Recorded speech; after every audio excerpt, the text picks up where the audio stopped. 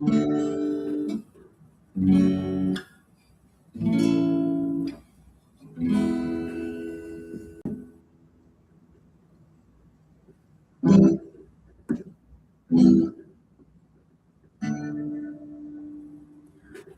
up the bass, turn up the treble.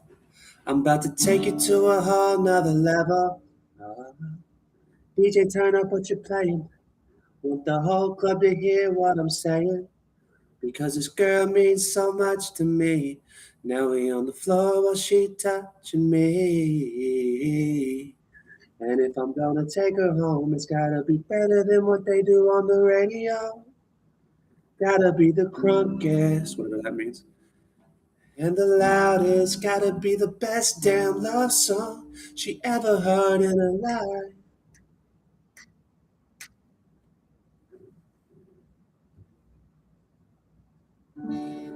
Somewhere off in outer space, there's a world, no war, no hate, where all the broken hearts are saved.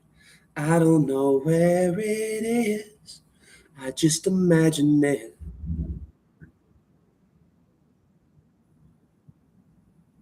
Time.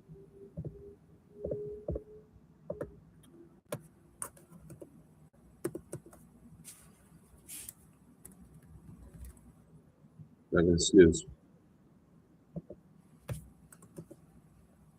It'll be a fun stream though.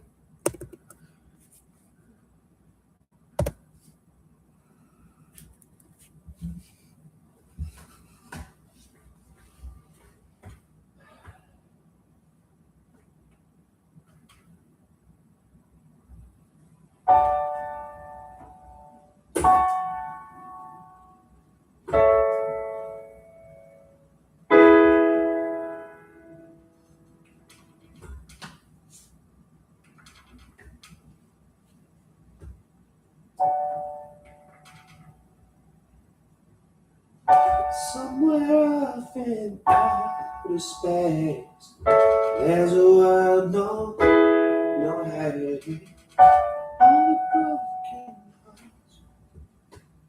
Is it gonna work?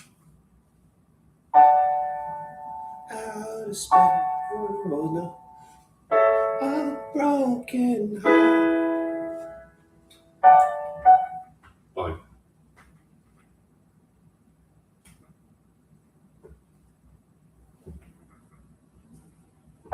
Somewhere off in outer space, there's a world, no wars, no hate, all the broken are saved.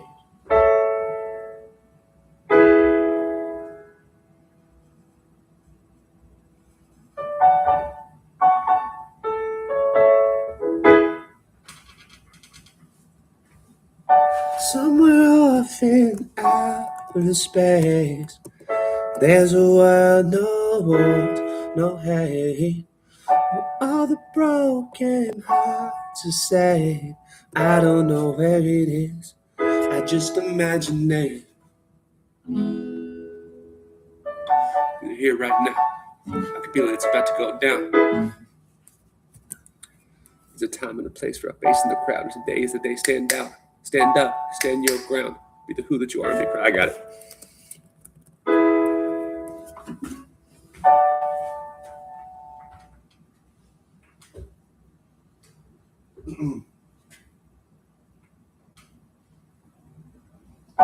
Somewhere off in outer space, there's a world, no wars, no hate, all the broken hearts are saved. I don't know where it is, just imagine it.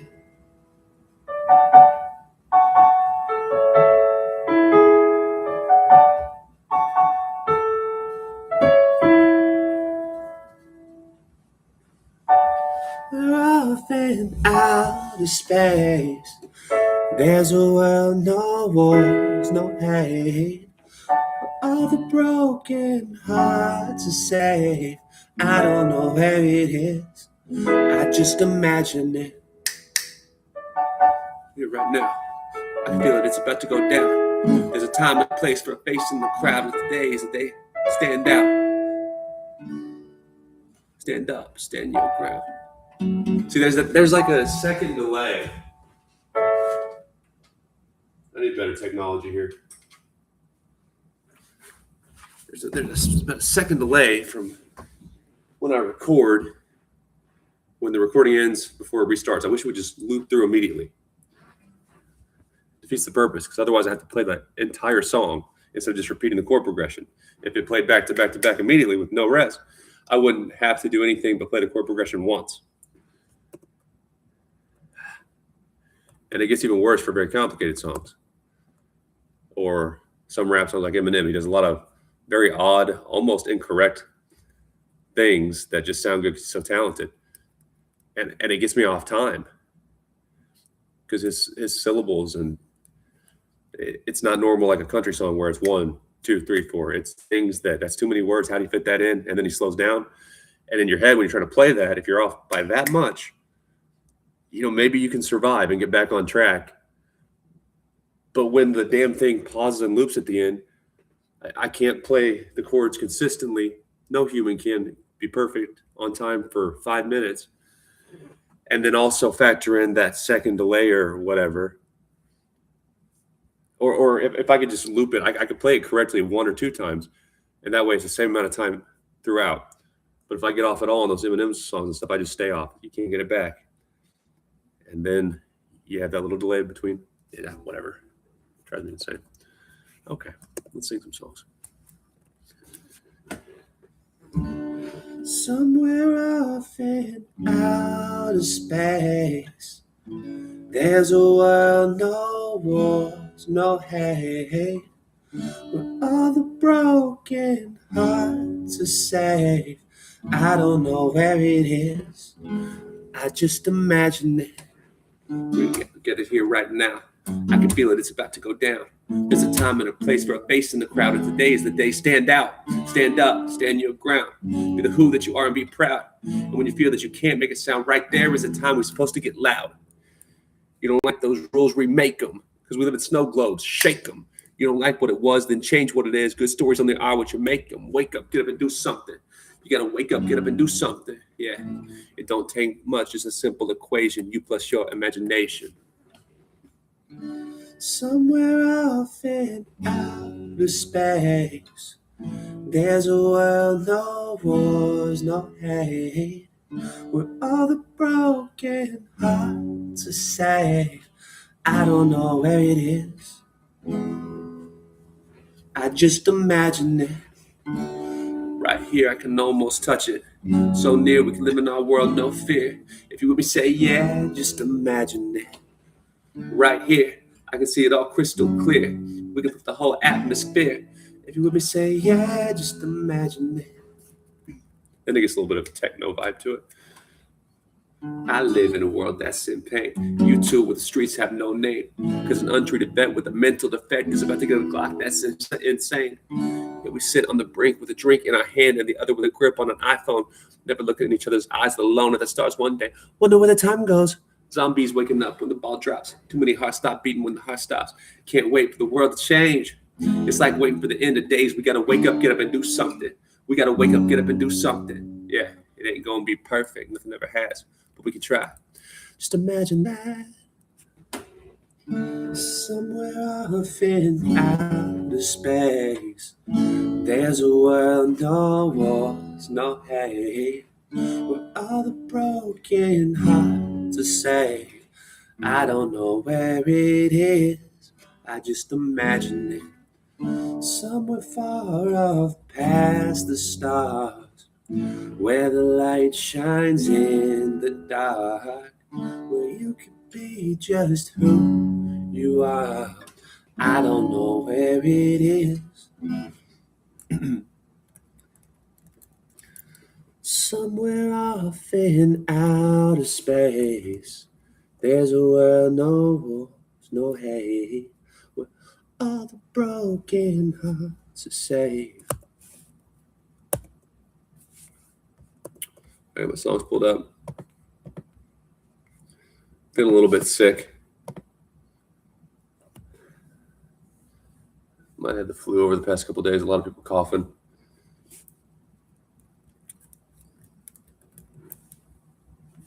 I got some rest last night, feeling a little bit better. I have, for the past several weeks, I will play online chess after work. And Blitz chess, I'm well into the 2100s now. I'll go up a little bit while I'm kind of fresh. Then I just start spiraling. I end up going back down to the mid 2000s. Last night, or maybe 2 nights ago, I got back down in the 1900s, which is really low. But my stream was going good, and I just kept playing and playing until your brain stops being able to function. I'll do that. I'll downward spiral. I struggle to even focus at work or enjoy life if I'm below 2100 because it's just pathetic. It's pathetic. And I just keep staying up until it's 11 a.m. I work nights, and I realize I'm 1900 or 2000, whatever I am again. And I force myself to close my eyes for a while and count that as sleep because I know I'm just going to destroy it even further. Then after I've rested a little bit, I get my rating back some before work. And at work, if I decide to play, I usually improve it a little more until I'm back around 2100.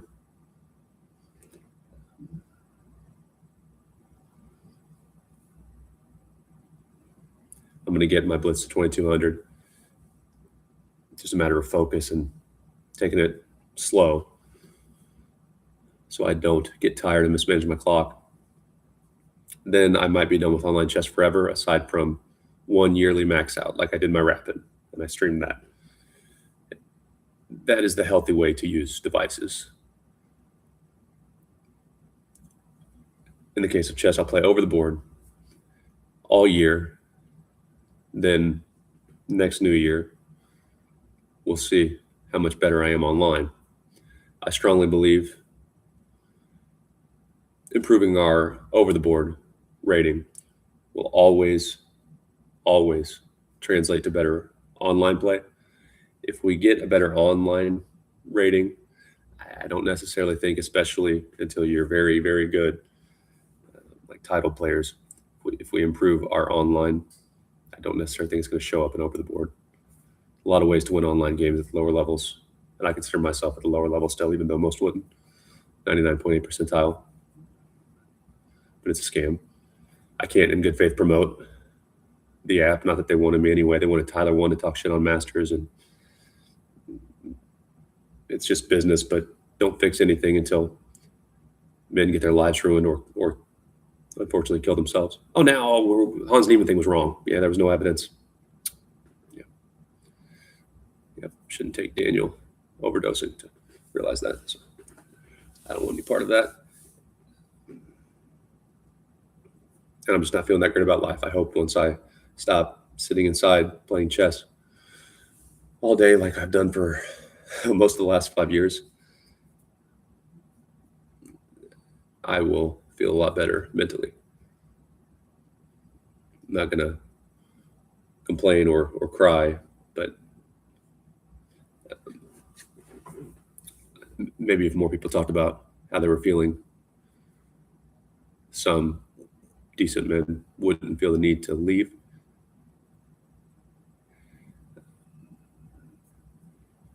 At work, and I love my job. I love the people I work with, by the way, and I love the customers. But little things just trigger me.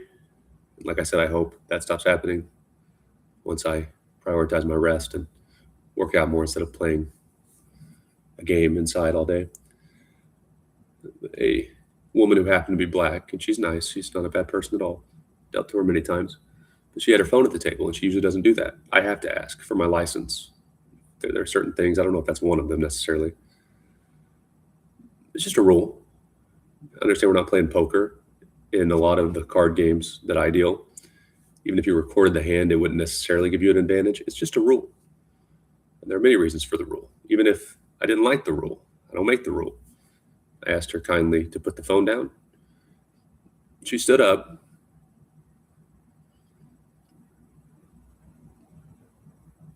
and jumped down my throat.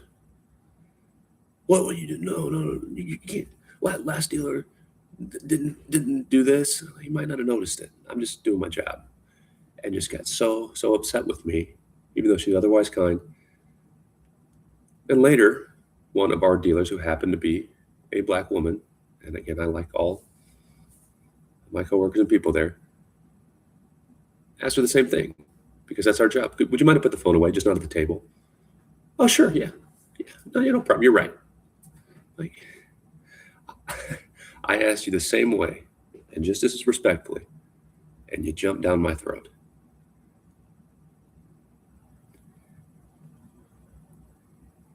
And little things are starting to add up. Maybe I need to go to therapy.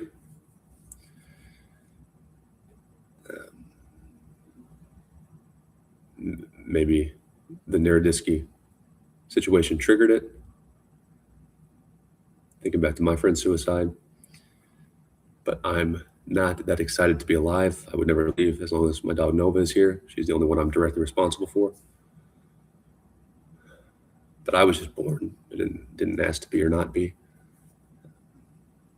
And when situations like that from the casino happen, I flash back to, all right, during my internships, I played softball. The Walmart leadership team was kind enough to play softball with the interns, and my team won the tournament both years.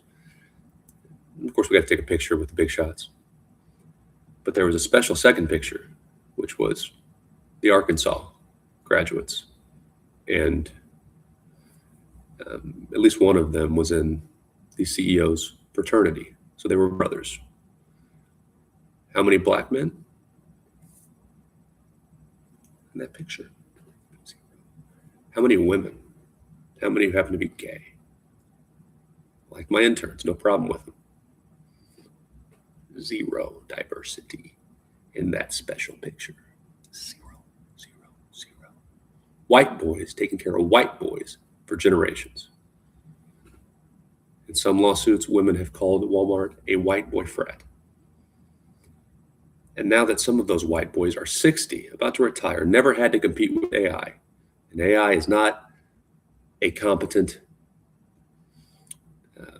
valedictorian with an MBA from Harvard. AI is perfect, and it doesn't sleep, and it never errs. So you've taken care of yourselves. You've discriminated against women and minorities. And I get hung out to dry. My mom harassed. Like I'm the racist.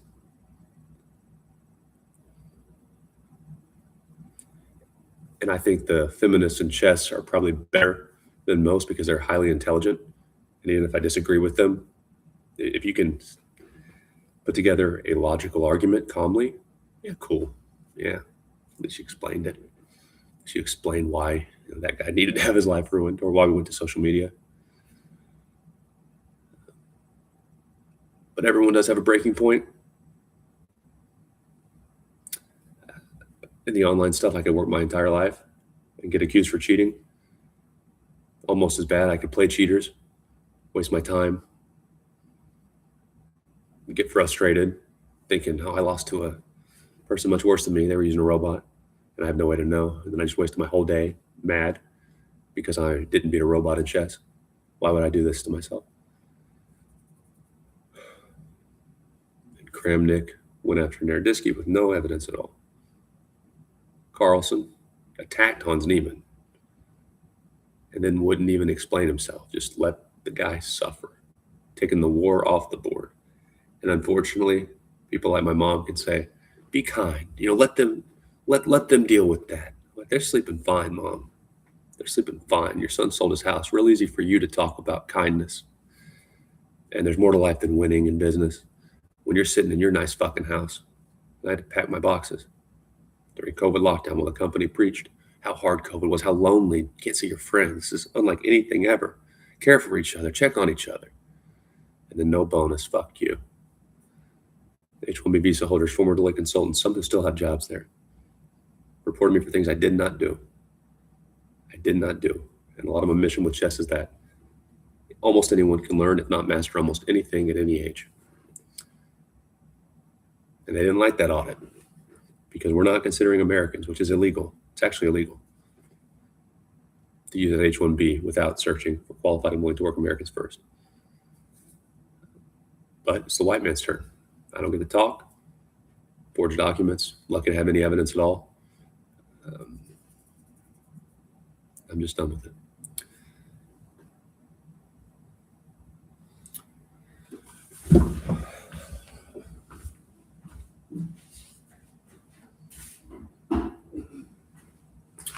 So, briefly,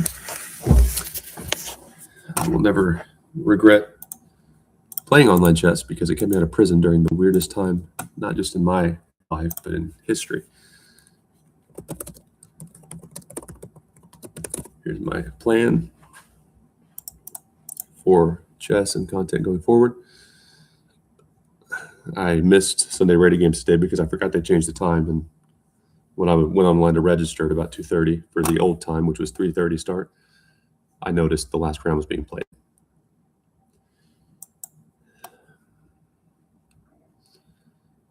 But these games happen every Sunday. I'll be there for 2 of those 3. 1 round, I take a bye to work with the Grandmaster in residence. I'll do Saturday rated games if I feel like it, but it's a longer game and I've worked all night. Not so much being tired, it's the fact that I have to do it again the next day. Being tired is not a problem when you're young. Like right now, I haven't slept much and I just got through my work stretch. I don't have to work till Thursday though. So even though I haven't slept a lot, I'm in pretty good spirits and my chest won't be affected because I have this whole 4-day stretch to do what I want and get right. I will also play, which I'm already competing in the January nights. I won my round 1 game. And if there's a monthly open, which I didn't notice one this month, I will participate in the open section for at least 3 of those 5 rounds. And if I have PTO I want to use, I might play all 5. That is Sunday 2 times 4, so 8 plus another 4 rounds for the weekly nights, 12. That's at least 15 games per month over the board. And like I said, I'll try to make some of the Saturday rated games. Doesn't sound like a lot, but if you do them well and you review them, it's more about being deliberate with our practice and studying top-level games at my level, which I'm 1,600 over the board, a little bit better, and climbing quickly.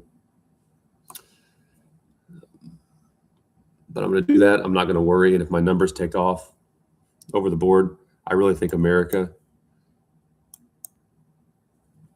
with all our disagreements, don't like getting our ass kicked at stuff. And look at what the Indian chess prodigies are doing right now. They're slaughtering. I mean, they have so much more potential than America right now in chess. They're going to run the world. And once, most of us, just like very few people are entrepreneurs, are built for it. Until it happens, we don't. It's not that people are bad. It's that until it is in our face, we don't have to deal with it. Hey, India's taken over. Hey, I worked in tech. They're speaking Hindi, and I can't tell them no without getting reported. Hey, they're breaking my tools even if I were an asshole. We're in America. How would you know someone's stupid or smart? I don't speak the language. Magnus Carlsen, I don't know if he speaks Spanish, but I know he probably didn't as a kid. If he goes to Mexico and they're teaching chess in Spanish or some language he doesn't know, Mandarin, we would think he's stupid. And that's what I experienced. And I said nothing bad about them. I dressed up for Diwali. I wore the gowns. And a lot of them didn't want to put an ugly Christmas sweater on. And I'm not religious, but I'm in America, so I would. But almost anyone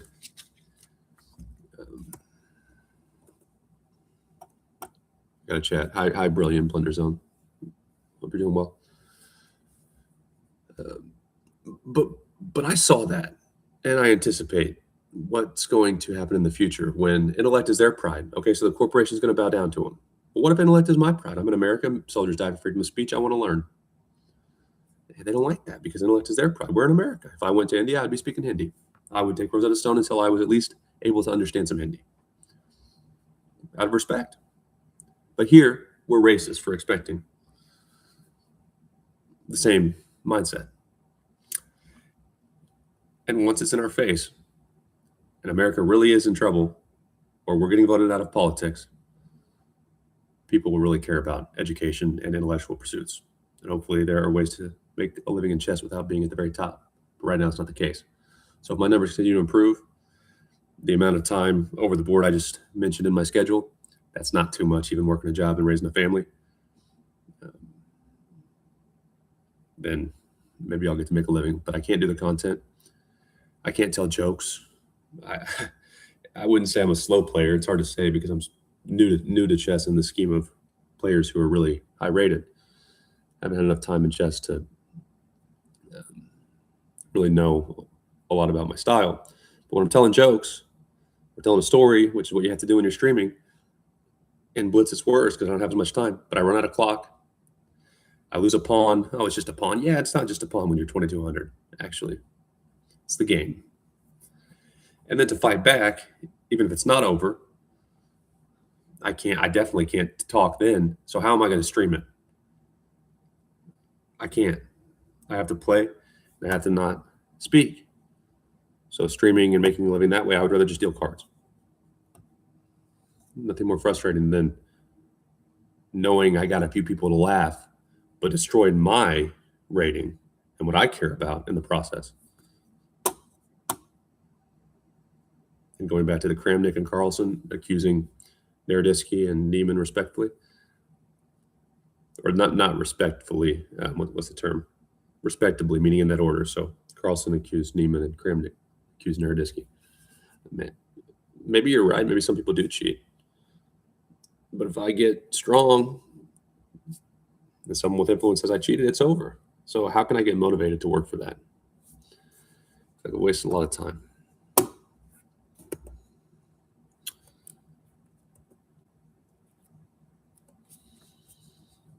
One more song. Got a list of songs to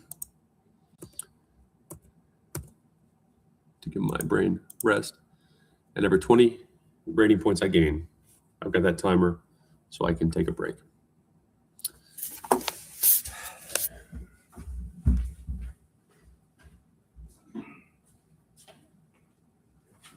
Why am I shirtless? It's a competitive world. I'll do what it takes.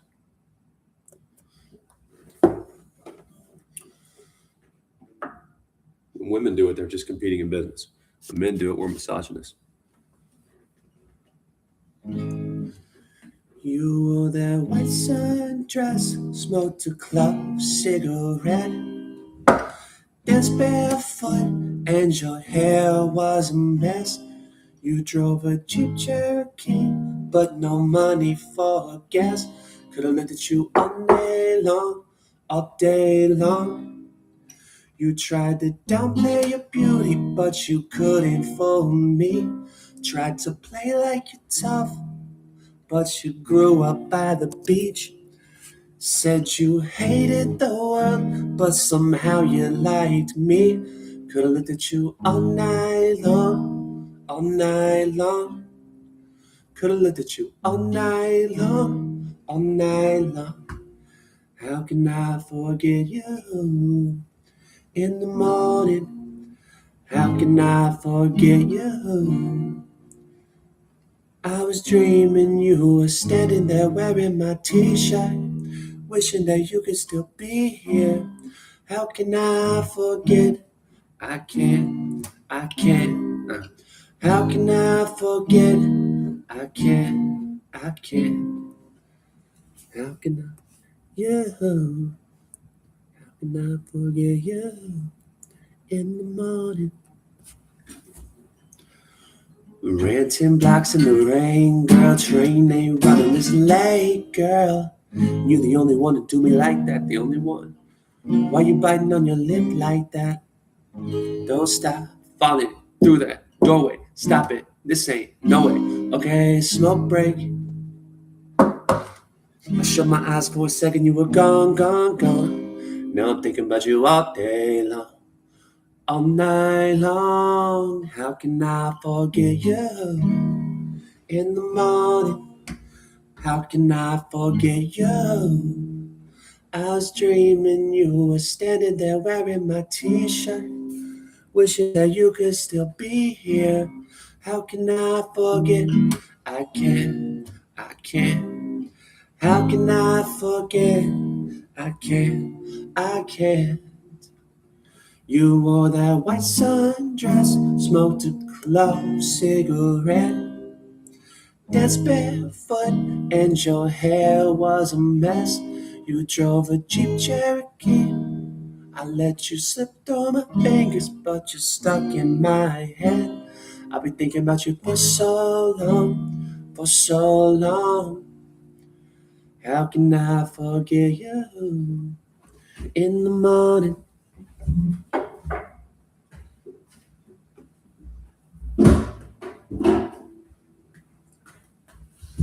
how can I forget you? I was dreaming you were standing there wearing my t-shirt, wishing that you could still be here. How can I forget? Renting blocks in the rain, girl. Train they running this day, girl. You're the only one that doing nighttime. No, I don't want to play, man. And see this too. I feel like an asshole, but I don't want to play. I'll play in daily games. That's cool. That's how I stay connected. And shout out to Max. I meant to start the stream this way. Damn it, Max. I'll give you a shout out to start another stream. I'm so sorry, buddy. Max has worked his ass off in chess. He loves chess. He streamed a little bit of chess, and he's now 1270. And if you do challenge me while I'm on stream, make it unrated. Otherwise, I definitely won't respond to you right away.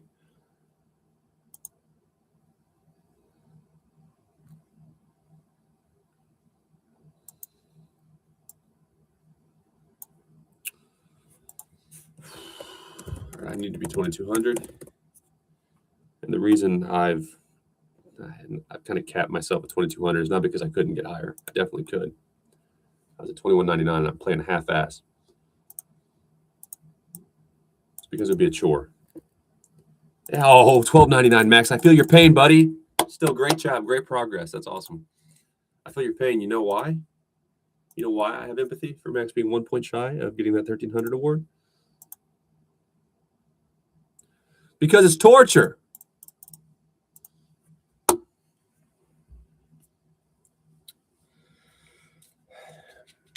It's torture.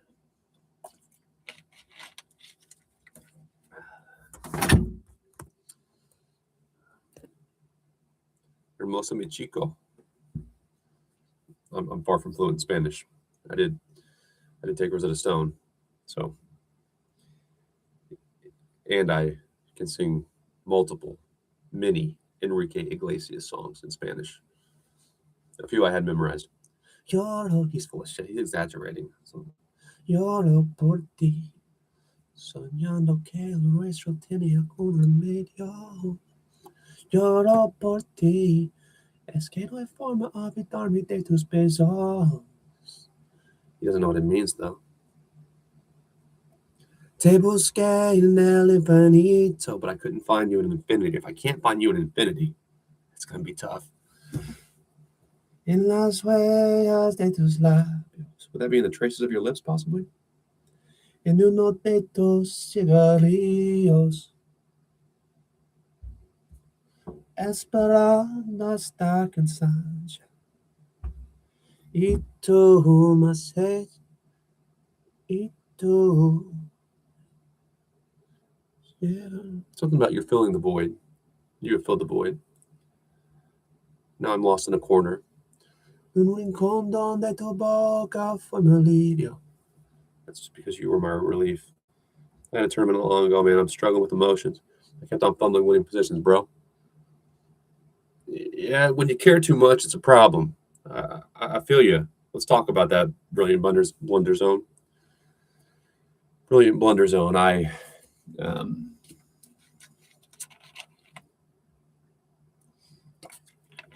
got to my peak of 1624 after going 3-4 in a tournament.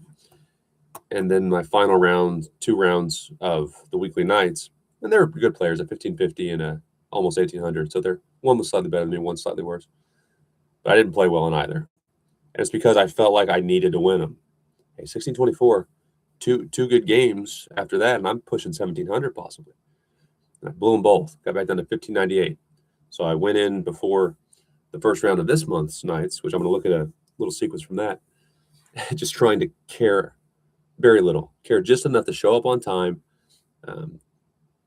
to have a little bit of a plan, manage my clock well, but no more than that. And I played pretty good. And more importantly, I felt good.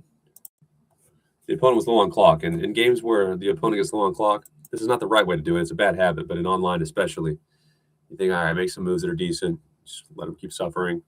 And even if you don't play well, it's over. But against a player who's kind of trained at all, he was like 1,400, so he's fine. But you can't just give them things, even if they're low on time. If the increment is small, which I think it's 5 seconds in the weekly nights. And if he would have found the right moves, even with no time on his clock, I would have let him back in it. But I do pretty consistently find the right idea in situations like I'm about to show.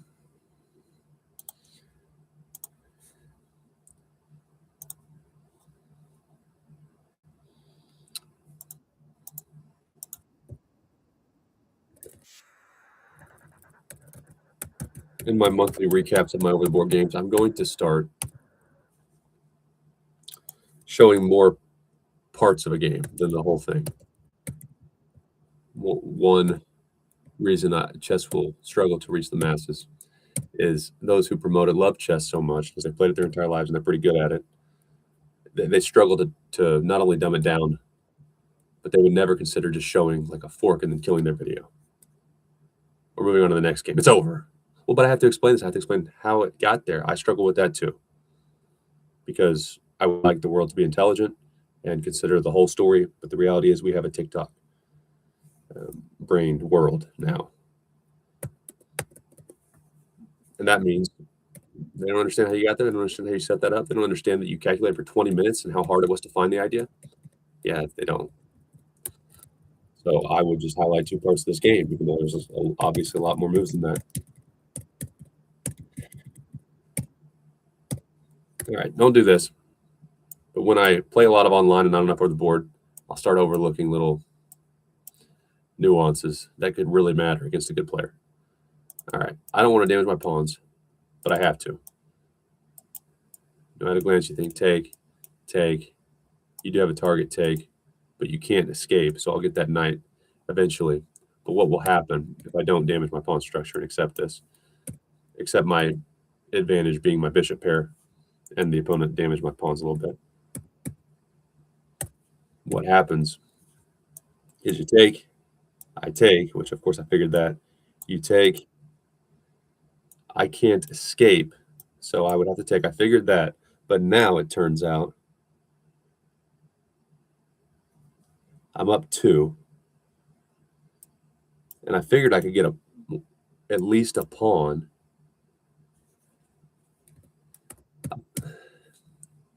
And I would be slightly better if that all happened, but I didn't really think past this. I stopped looking at it here, which is why I made the move. But apparently, G6, Queen F3, or castles, let's say a castle, Bishop G7, and now I just have to take that pawn. And it's even, but you have 2 pieces for my rook, which is usually scary.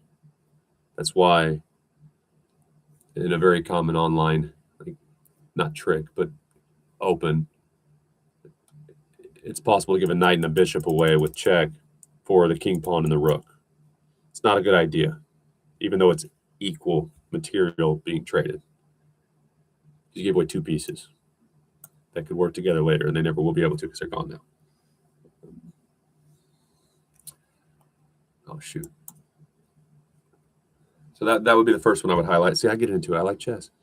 I get into it too. But in order to grow the game or get people interested, and I'm not saying get people interested in an attractive woman. I hate it for the chess woman because, of course, like any entertainment pursuit, attractive women have an advantage. It's not fair, but there's no coincidence that the most watched and highest paid female streamers all happen to be fairly pretty women. At least the top 6, I would say. There's no coincidence there. Life's not fair. I know life's not fair. It doesn't work the same way for men at all. Brad Pitt could be just as handsome, And if he hadn't suffered and got declined and rejected for roles, nobody cares. I think they're good, but I guarantee you at least half of their male followers would not watch them if they weren't pretty. So you're not really growing chess sometimes. You're growing certain streamers' profiles.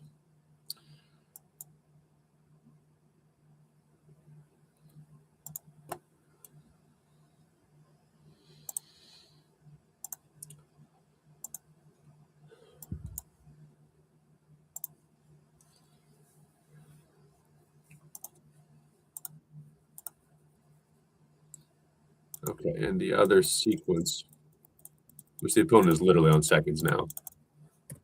Not at this point. He's got a few minutes left here.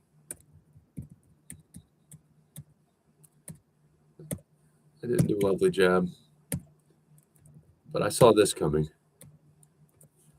This is something a lot of players at that level would play and online. When you don't really want to use that rook so much, you want to use this rook. That rook is not going to be as helpful, and it doesn't make me worry about any of these pawns anymore. You got an open file. That rook is not going to be near as helpful as it looks because you can't decline the sacrifice, else I steal your rook, so you have to take it. And I was looking at before that rook got there, I was looking at that sacrifice because it's got potential, depending on how the game plays out.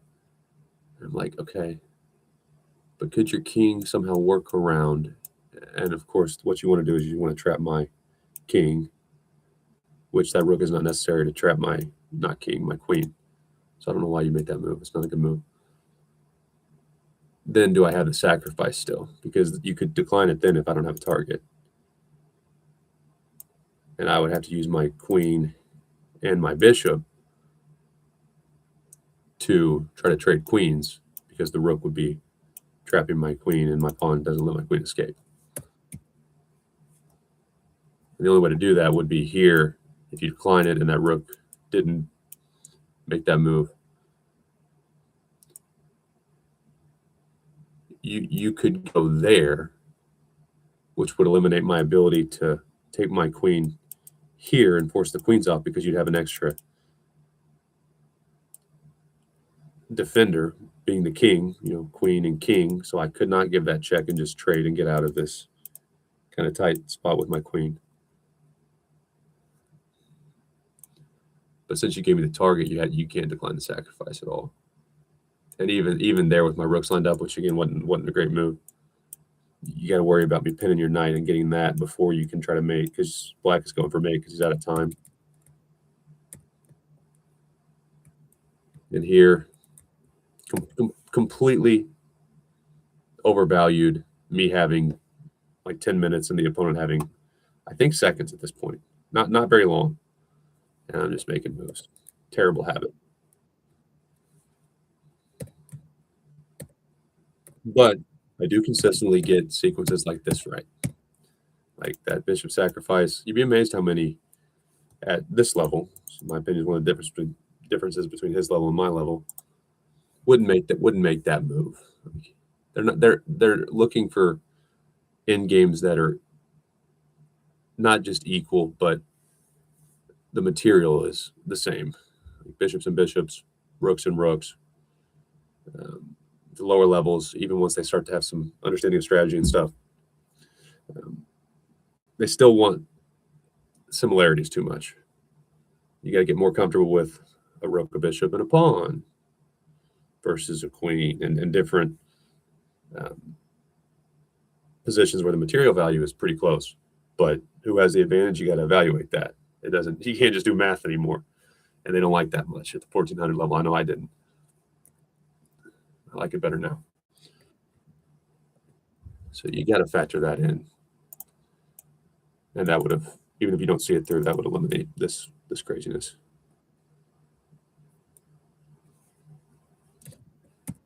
And had I taken the time to look, which I had time, it was dumb to not. I'm just planning on you flagging, which is not a term that should be used over the board. Make the opponent flag. No, try to win the game and be proper, get better. Because now what you have is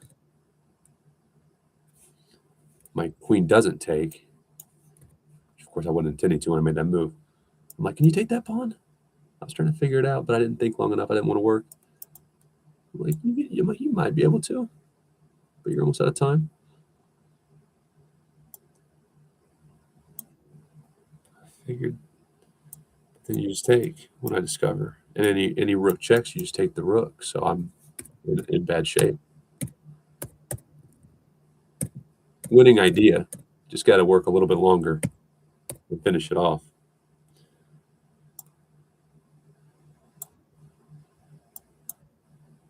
Oh, shoot.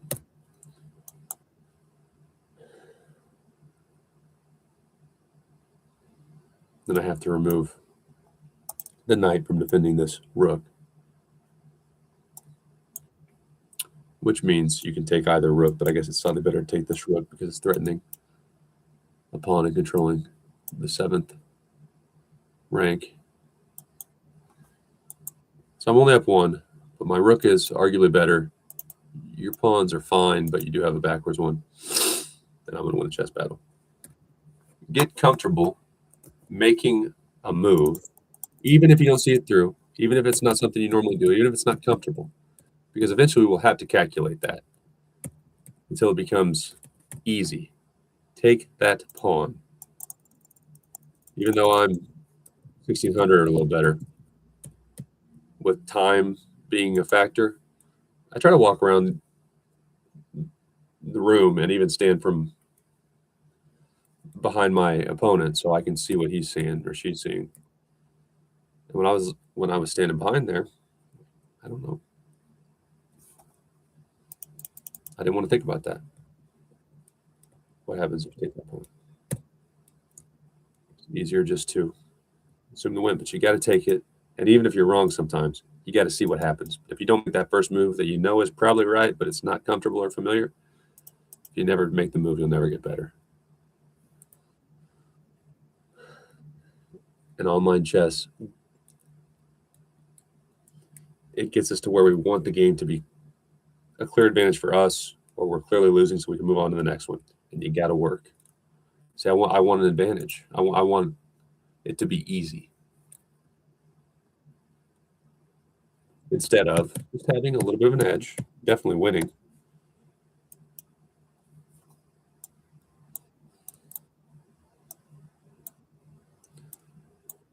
Definitely winning. A robot wouldn't beat me here. But not winning so much where I could just sleepwalk through it. Online chess gets me at least to where I'm only looking at tactics. I'm not really interested in playing a lot of positional stuff. And instead of thinking it through, I want to try to make the game very clear. Online blitz chess gets me out of the habit of being okay with grinding out an end game, which is part of getting a higher rating in chess, in real chess, over the board chess. Gotta accept that sometimes you'll lose and sometimes you'll sit there for hours and it sucks, but you have to fight and think and manage your clock every time. So online chess has its advantages, especially if you're older and or can't make it to a club.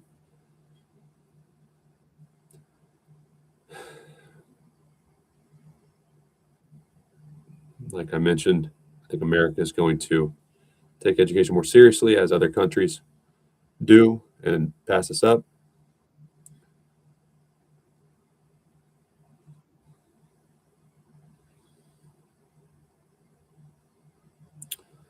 Online chess would be a great way to prove you at least have potential, kind of like street ball.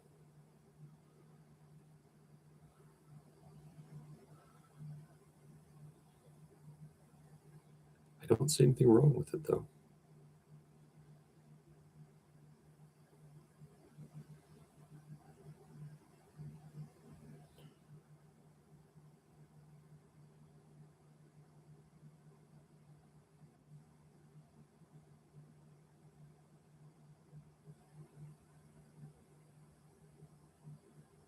But once an athlete has proven potential, I'm interested in adult projects. You got to get him or her to a club, and you got to play real chess. It's the only way.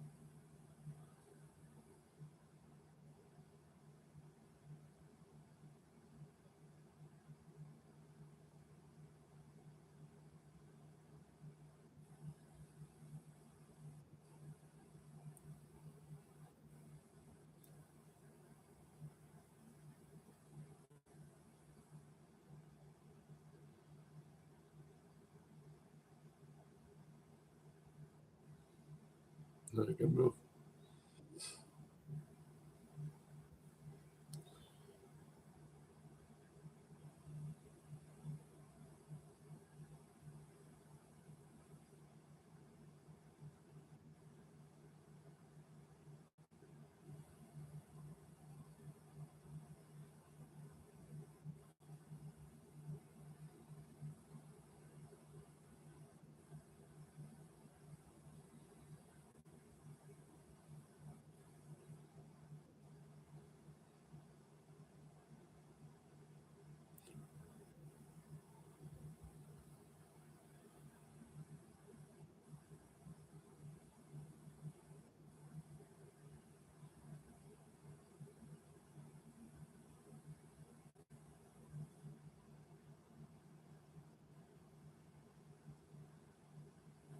I got to accept the trade, though. That sucks.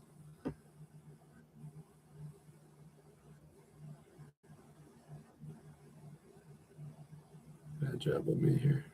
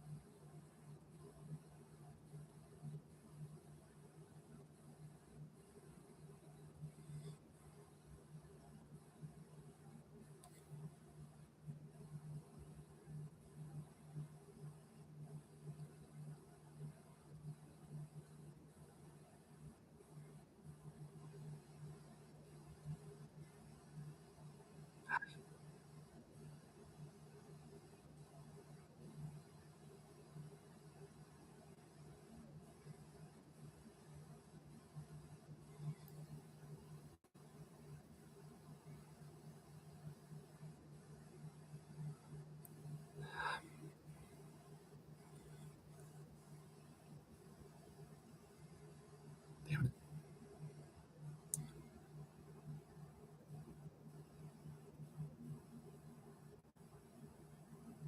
No, my thumbs. Oh, no.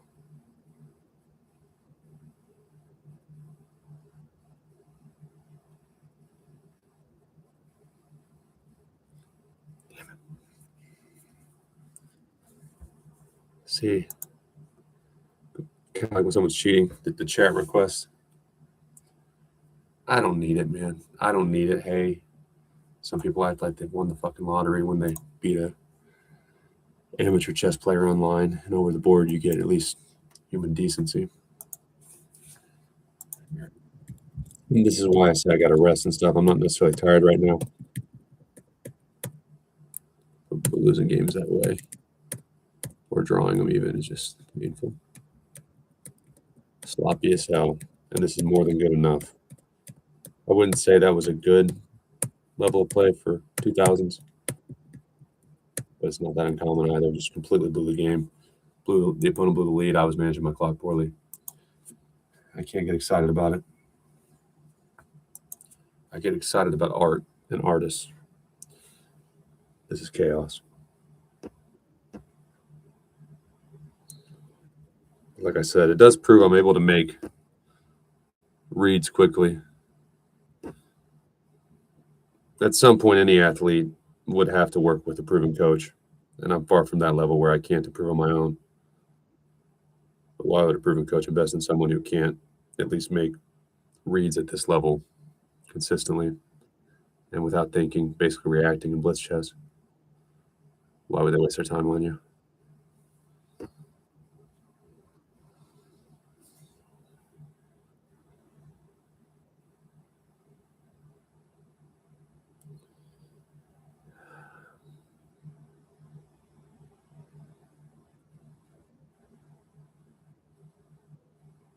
Nothing to think about. I'm just up and going. Thank you. When I do have a clear advantage early, I'm more likely to make a move like that bishop move I just made. Because I know I had these central pawns, which are scary as hell for you. That was not a move I would have made if I were the opponent. Even if I'm pulling my bishop back, it's not necessarily a bad move, even bishop snipe.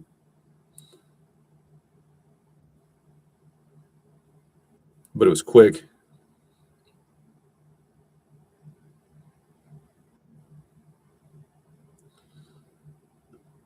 And I'll just use my not only pawn advantage, but pawn center the opponent doesn't have to more than make up for the fact that I might have made a move a little too quickly and bringing that bishop back. My bishop's safe. As long as I don't blunder a piece, winning this game should be pretty easy.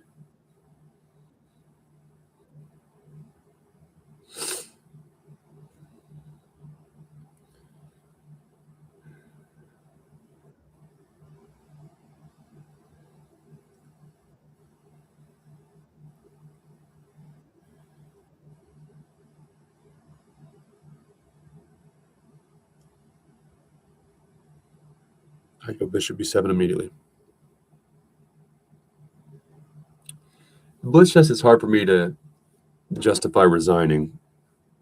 Looks like the opponent disconnected, maybe not a resignation. Brilliant blunder zone. You can't care too much.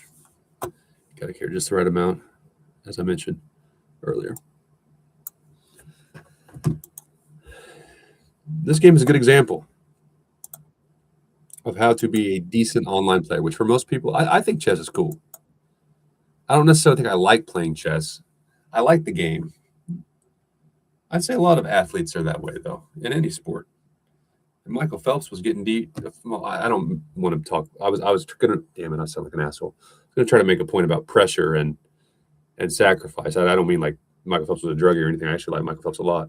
But I'm saying what he's going through mentally to compete at that level with everyone trying to kill him, being at the top, all the training, all the loneliness, it led to a lot of stress. So I don't know that he would say he loved all the components of it, but he did like winning. He did like representing his country. He liked things about it. And I like things about chess. I don't think anyone looks forward to sitting alone and possibly wasting 6 hours only to lose a one position. And everyone's done it. But chess is an intellectual game. I go back and forth on whether or not I think anyone can become a grandmaster with the right opportunities and mainly time to dedicate. And if like IQ smarts is necessary for a good chess player, there's a lot of debate on that within the chess community, it seems. Magnus Carlsen even says he's not necessarily a genius, he's a chess genius. So would he have been a genius in other things? I would have to believe so. Maybe he's being modest. Good practice instead of hitting cameraman, asshole. or defaming Americans while a guest on our soil. Modesty is not a problem. Bobby Fischer, on the other hand, was very arrogant and believed he could have been a famous actor. He could have been a baseball player. I just happened to be near a chess club. That's basically how Bobby viewed it. I don't really know. I don't know. If it's a different type of smart, I would say, if anything, you can make an argument. Hikaru Nakamura, I don't know that he's taken a stance on that debate. Our chess players smart. Do you have to be smart to be good at chess? But he accredits chess success to spatial awareness, pattern recognition. And so if you think that is an indication of intelligence, spatial awareness, pattern recognition, then sure. But Hikaru, from what I've heard, didn't directly say no, chess players have to be smart. I like the debate. I like philosophy and ethics. I shouldn't have grown up in the Bible Belt. It was lonely, believe me. Very lonely. In my religion class at Missouri State, I remember his name was Parker, and I liked him. Some of the fraternity guys were very kind to me. And he was in the fraternity that they weren't like goody two-shoes, but they were more welcoming to outsiders. And I met them at like a religious group on campus, believe it or not. And I went bowling with him, and we became friendly, hung out just a little bit. And in that religion class, Parker was in it. And we were talking about, everything, Hinduism, Buddhism, Christianity, everything. And we were getting into that very muddy water of, well, had you grown up in Africa or Afghanistan or a part of the world that might actually hurt you if you go to a church and pray to Jesus, and you weren't exposed at age 3, like I was, to Baptist churches and people who, no offense, I believe there are a lot of very intelligent Christians who have debated it, have looked at alternative arguments, and they conclude, not because of emotion, but because of logic, this is real. But they weren't mostly at the churches I grew up in, probably. I would say they were Baptist for the same reason I was growing up. My dad handed me a book. I was told Jesus is real, period. And in that religion class, you could tell those who were very, very conservative and religious. When we got to those debates, and you realize even in Springfield, Missouri, people go across the country for college. You got a lot of big city people, a lot of people with different views, and you could tell who just shut down. And Parker, when I started debating, basically took a stance against Christianity in most debates, or said there's no evidence, in that, like, that's not proof. That argument is not proof. Here's why. The concept of time bothers me when they say, well, Jesus could have created the world that fast. Or here, actually, maybe 24 hours back then could have actually been a different amount of time than what we call 24 hours. So one day being 24 hours now, that might not be how it was when Jesus made the world. I'm like, fucking stop. Like, that's not an argument. That's just stupid. And Parker did not talk to me. And he did not seem to like me much when he realized I wasn't on board. I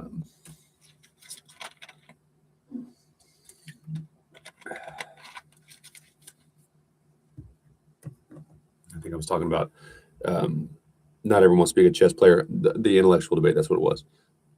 And most people just want to show up, have a good time, not think about things. So are chess players smart? Do you have to be smart? I don't really know. But that's not going to get most people to play it anyway. And I think more would like chess if you sold it as they can be smart, they can be, look, here's my rating. And this is a game where I'm doing things that would just get you a good rating, but it's not going to make you a good chess player against real trained club players. And I'm not talking professional. I'm talking really good club players that are far from a master. The shit don't fly, even in speed chess, but it will work in offensive chess.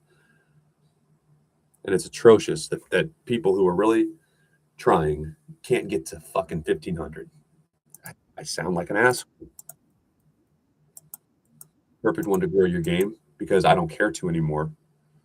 if we care about anything, whether it be a chess result or accomplishing a goal, we'll fuck it up. I don't care anymore. The Hans Niemann stuff was so ugly. I like to play chess. I'm invested in it now. I'll do it.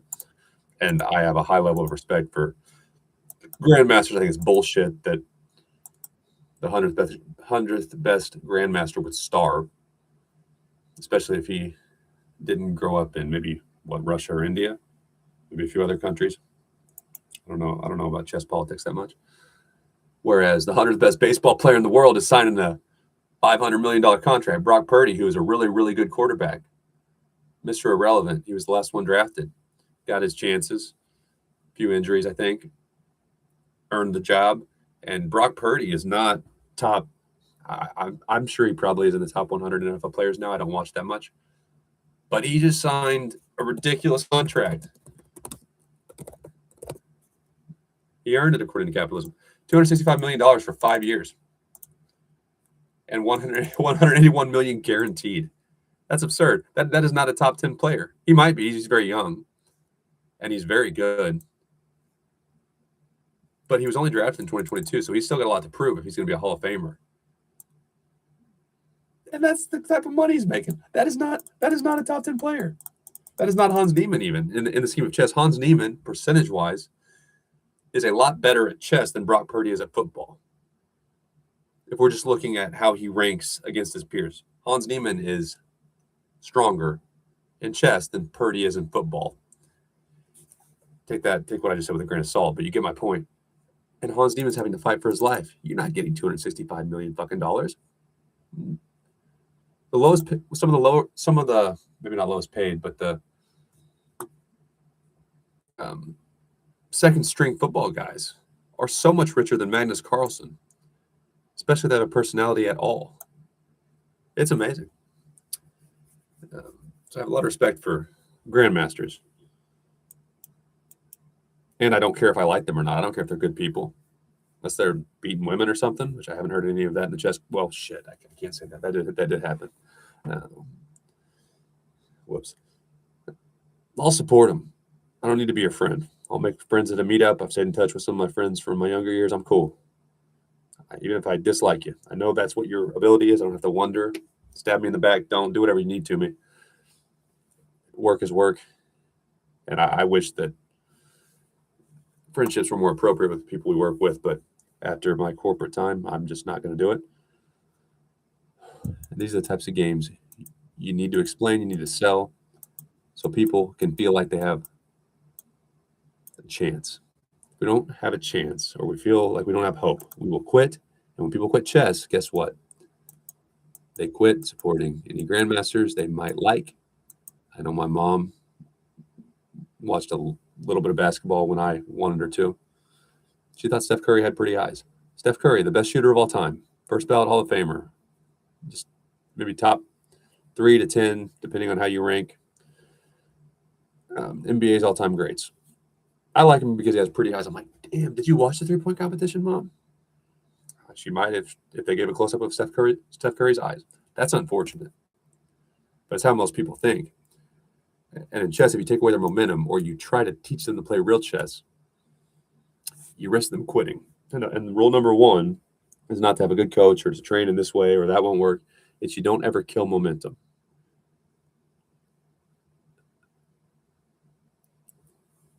And if the goal is to create really strong players, everyone with different goals, I think a lot of the chess women just want more women to sign up. But to me, that's not intelligent. It wouldn't produce very, very strong women. It's not going to produce professional athletes to just overprotect them and call out every man and try to make sure every woman signs up, because it's not their thing. When we're young, we like it because our parents told us to do it. You got to get them interested, not fight their battles for them. And if they see progress, you'll find some will take it upon themselves to learn and improve. But you can't spoon feed them. All you can do is not kill their momentum. And it would be better to show a stupid game like this than to intimidate them with a top-level strategy or sequence from the candidates. You're going to scare them. And here's what I did, which won me the chess game. And what would win a lot of games at the lower levels. Okay, I got the pawn because the opponent didn't play right. I have a pawn. Now I recognize it's not just about winning the game, it's making it easy on ourselves because when you're lower rated than this, and even now I mess up some games at 2100 something.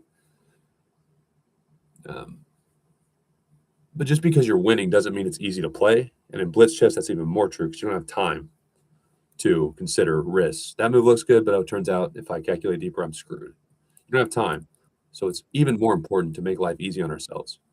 Not what would a robot do. Not the robot says it's plus 1.11 versus plus 1.34. I have to be 0.3 more correct. No, it's making it easy for a human to win.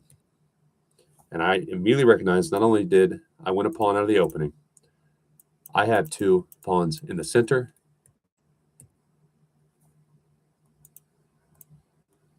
I can lock down your bishop, but mainly I have 2 pawns in the center. I take my bishop back immediately. You won't hit it. I'm not as concerned with preserving my bishop as I am blundering a piece or getting my pieces tied up to where I have to waste time deciding how to get it back in the game. It's fine. I can get my pawns out. It's not the best move, of course, but I made it quickly because I had an advantage.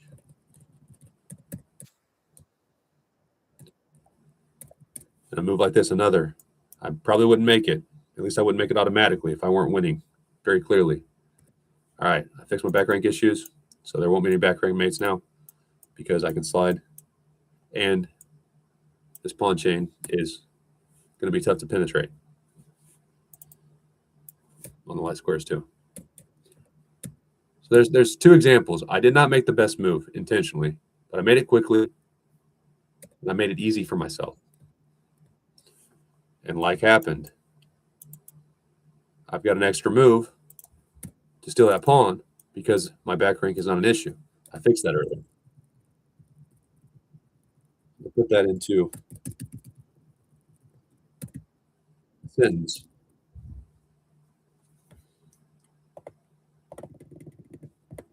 The opponent messed up. I got a pawn. I already have an advantage.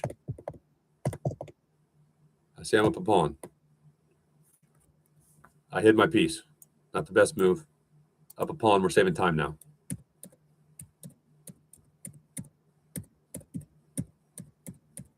Made sure my center is solidified and I don't lose my pawn advantage.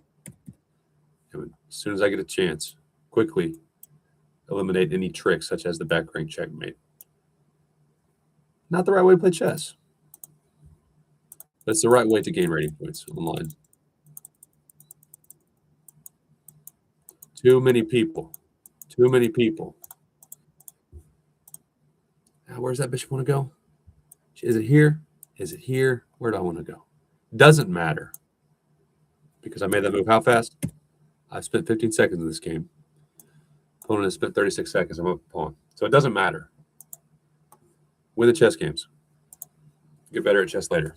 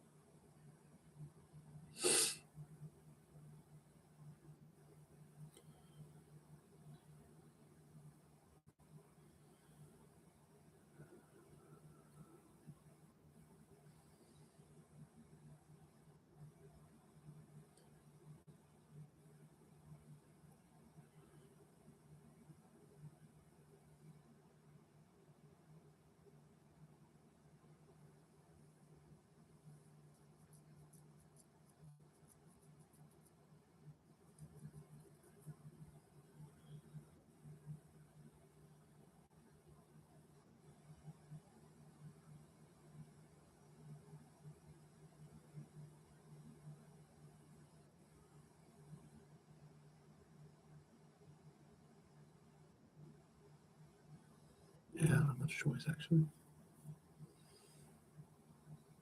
You gotta use your pawn. Or take my bishop. But you wouldn't be wise to. Okay, so here.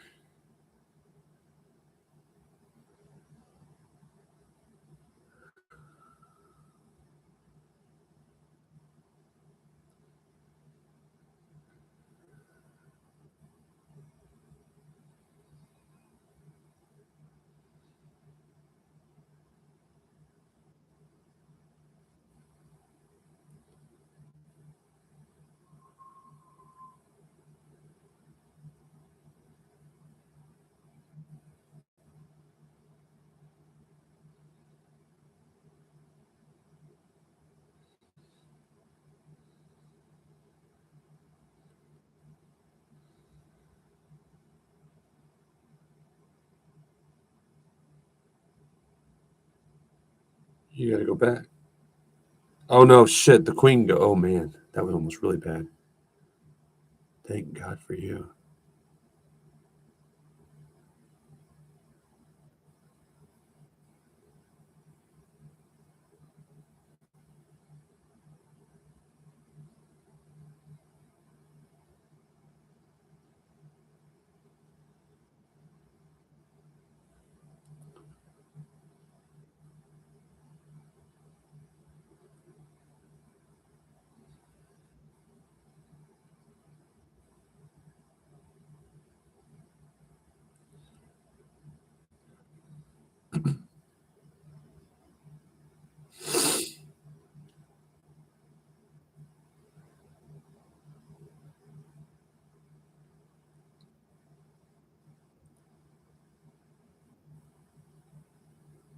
All right, trying to draw this.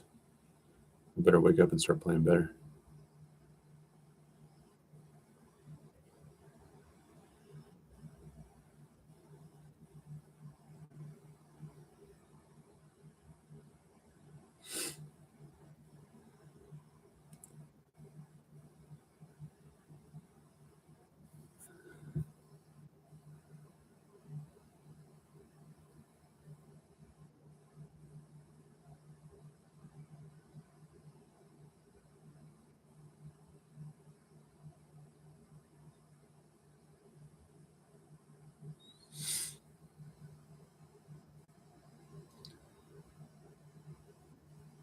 Ah, well.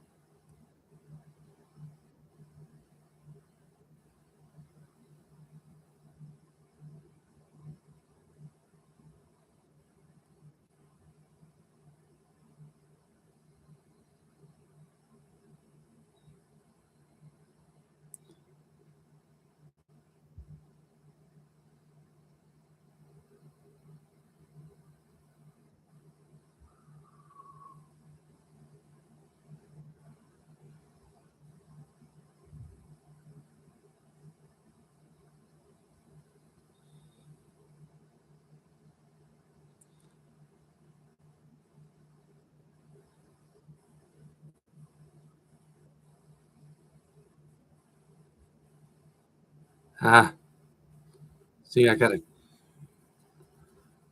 use my time. Gotta use my time better. I really, that's just because I play too much.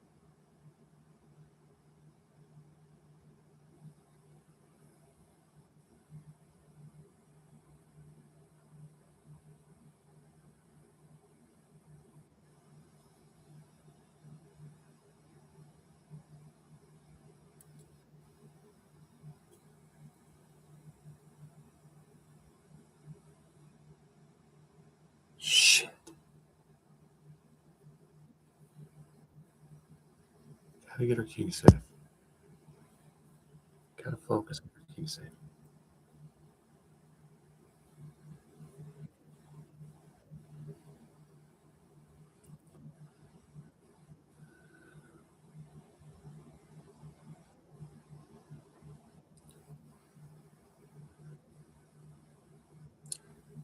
Now this is where it gets trapped, right? No, it doesn't. I'm out of it.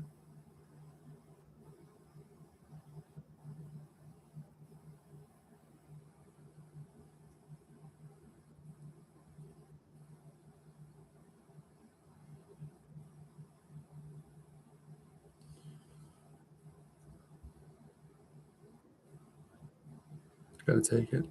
Lose a pawn.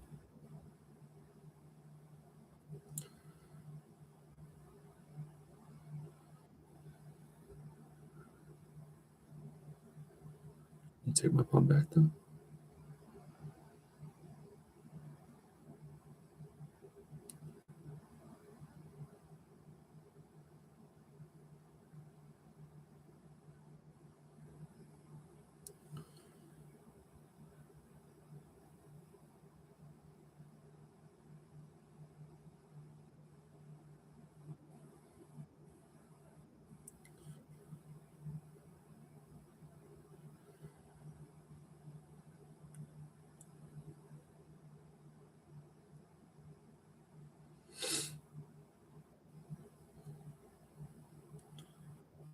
Shit.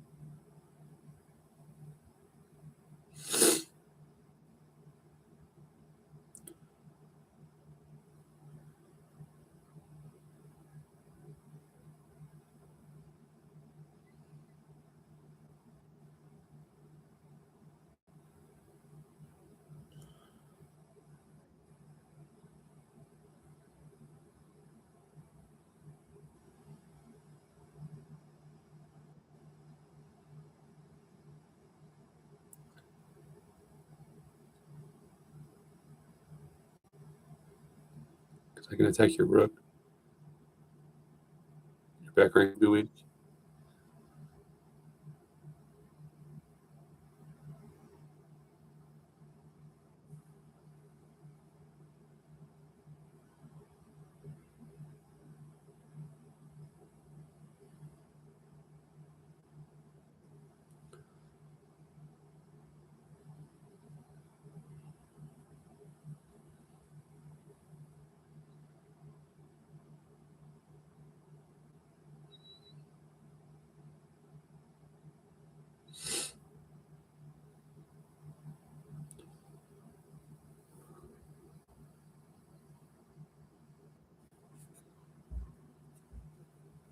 Kiss my ass.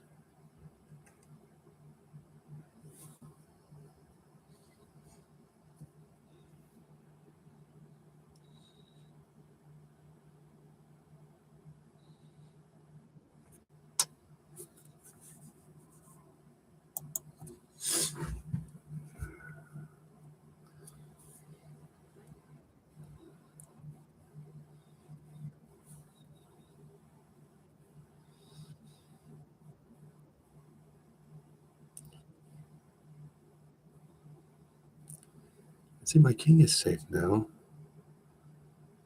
So don't I just attack your bishop? Let me move.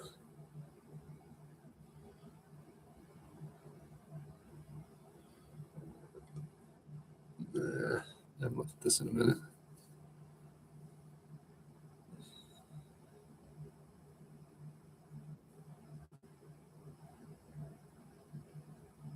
Move. I should just be up a pawn.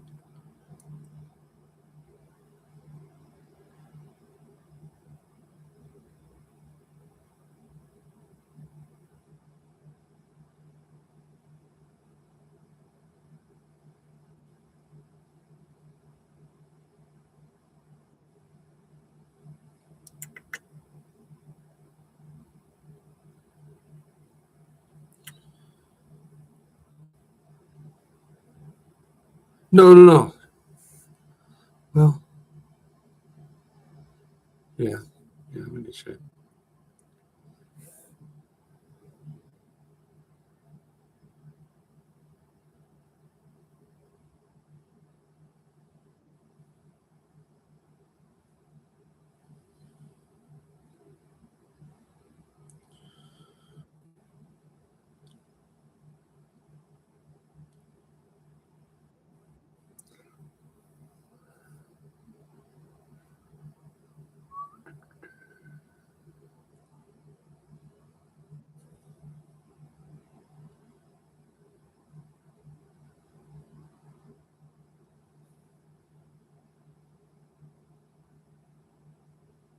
You can even play bishop d5, be a nice little tactic, okay?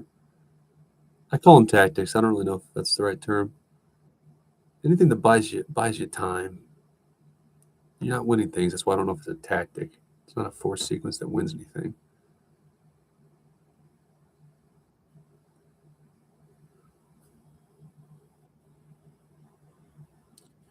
No. Again, I'm just going to calmly get my pieces to where it's easier to play.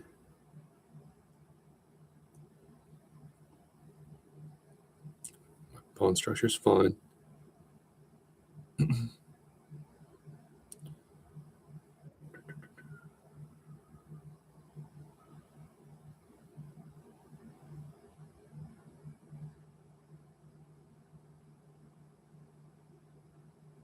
I'm playing this way again. It's blitz chess. I have an advantage on the clock.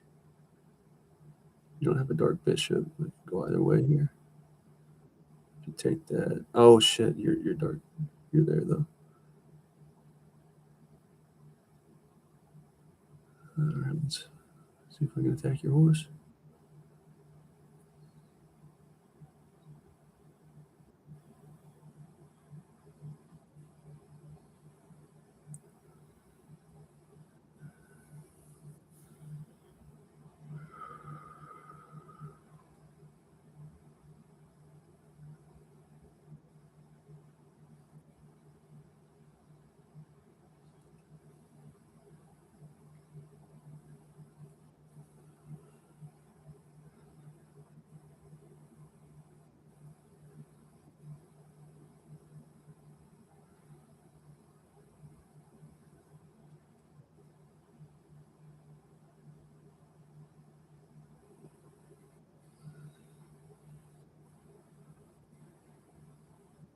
See, and you're not making me work for it. That's the thing. That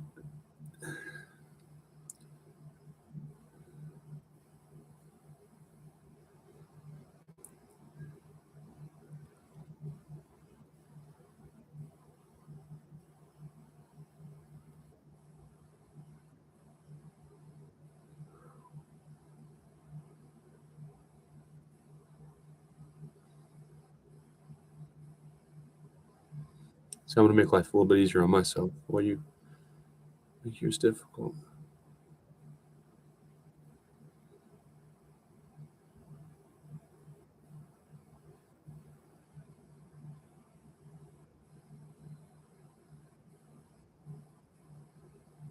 Like that.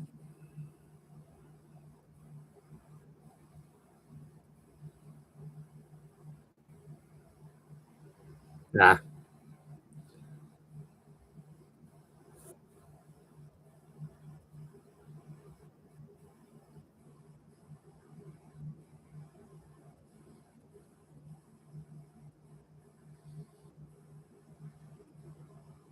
ah, shit.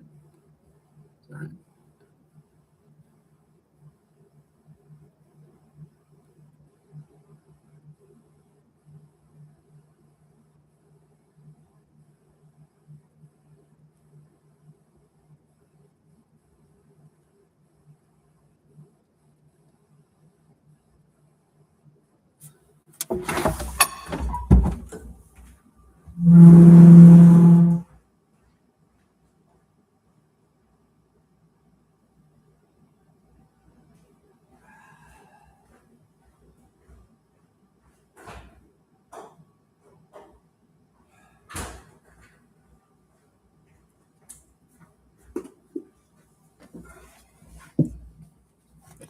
Why does Dayton have a pitcher of water?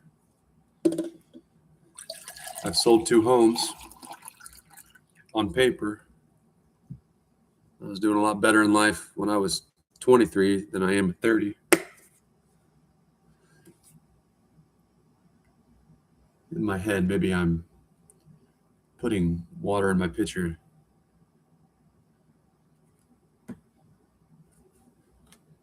to ensure my flowers in the garden blossom.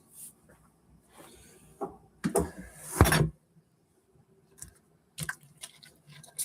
don't know why I've done this shit. Don't love the way I'm playing. Don't love the way I'm managing my clock. I'll either lock in or I'll start to spiral and hopefully stop. The 2200 is not hard. Okay, I don't want to do the night thing.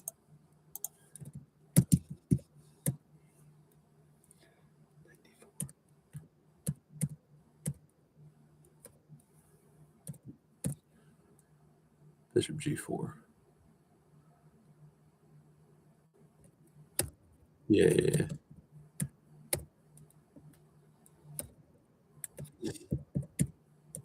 So that is right. Let's see.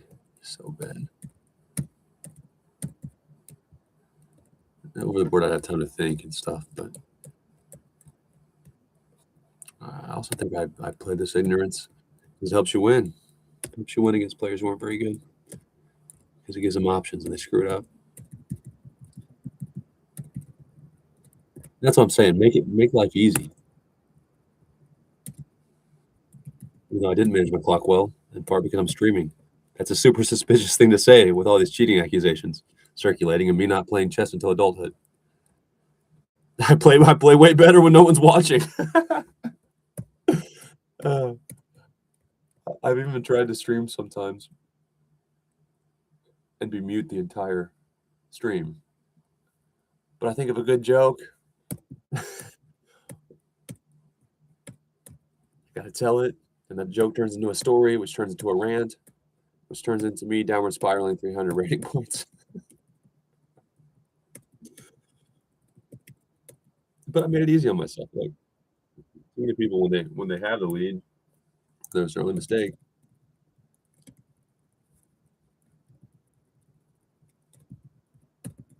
Make it hard on themselves. You gotta be looking for moves like this. This is a good example. Make it easy on yourself. Okay, my rook is under attack. It's natural. It's human nature. Just move it. It's in harm's way. Move it. No. How can I make it easy? Well, I also see when you're attacking my rook, you created a pin for yourself. Let's use it. All right, rooks are gone. Made it easy.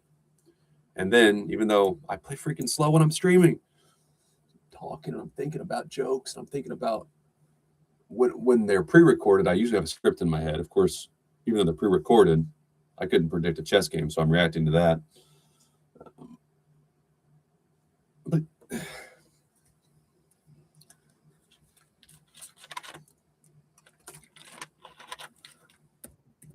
But even when they're pre-recorded, I just struggle. I just struggle if I can't sit there in silence to manage my clock. I get behind. I do something stupid. I don't know what I'm gonna do with my life, but make moves like I just did, using the pin. Make it simple. And even though I'm for some reason always behind on the clock when I'm streaming, since I made it simple, I think my advantage. I not only kept my advantage, but I made it simple with ideas like that pin, or in the previous game, my strong central pawns that was earlier in the game. But bishop goes back. Go. Use the advantage. Keep those 2 pawns connected. Go. Bishop gone. You can't threaten my bishop. Fix my back rank. Go.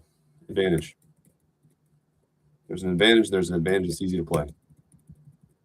I recommend the advantage. It's easy to play. I feel like shit.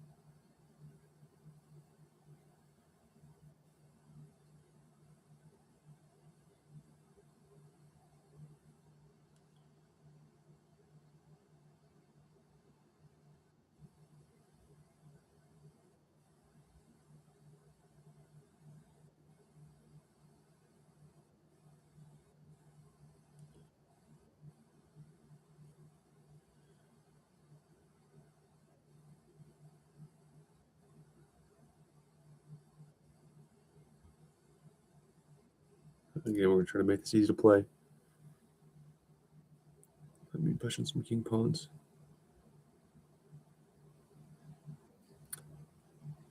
Let the queens on the board. It's much more comfortable to push those king pawns sometimes. I'm trying to get two good pass pawns right in the center. Now I would give away a pawn for that. Usually that's pretty reasonable. I'd give away a pawn to get those two connected in the center. Not always. In blitz chess, I might just say always, though. So you got to find ways to eliminate those, and that's not always something that is obvious or quick. So now I've got that pawn supported with a rook.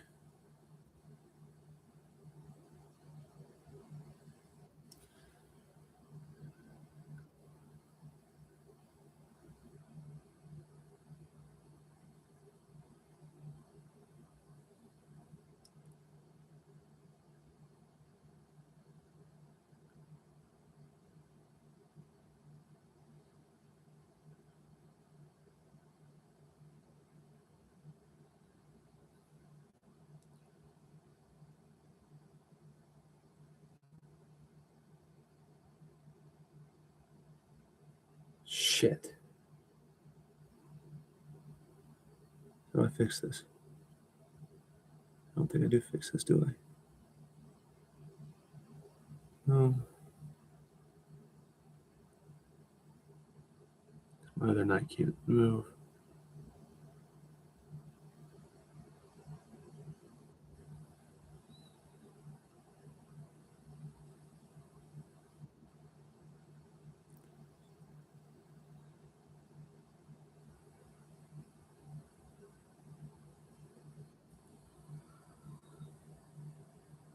Shit. That's the right way to try, though. If I've done the move before, I think I could have. Son of a bitch. I am so pissed off.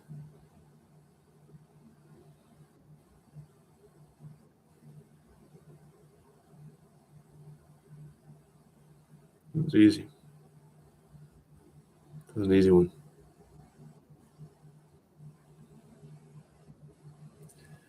Gotta focus till the damn end, though.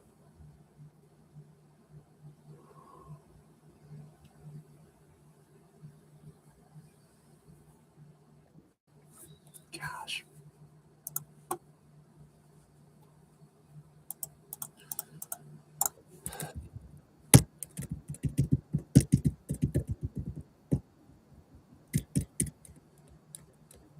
Push the king for one. Make sure your king is safe.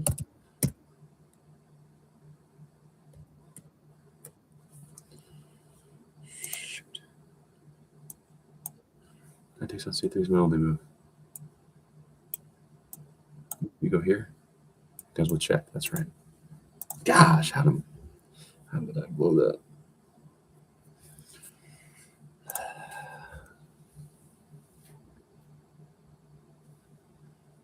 Oh, 22-27. Rated opponent.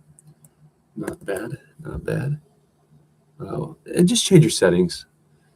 Just change your settings if you don't want to play lower rated players.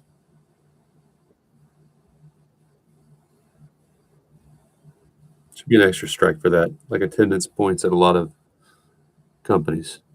You call off on a holiday or a time where we really needed you extra, or you schedule PTO days and then you called off for those just because you're mad you didn't get your PTO. All right, that's an extra strike. They got to do that in chess. That's just a pawn. That's just a pawn, right? Should be a pawn. Yeah. That's why rook e1 is rarely a bad move. A lot of good things can happen when they're fairly inexperienced.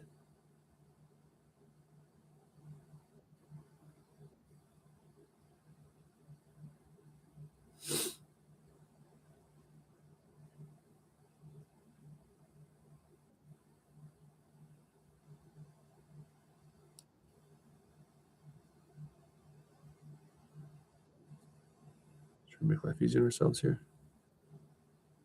That's not the best way to do it by giving up a piece. Oh my gosh.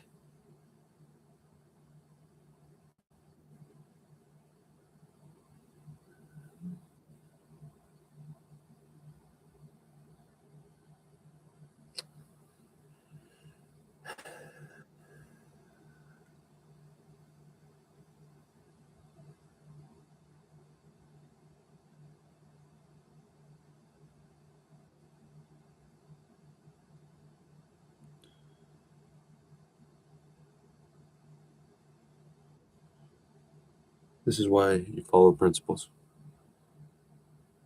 Get your shit connected. Now you got to play Queen F7. And it gets very hard for you very quickly. What a scam. All right. So if you're here, okay. I guess not that bad then.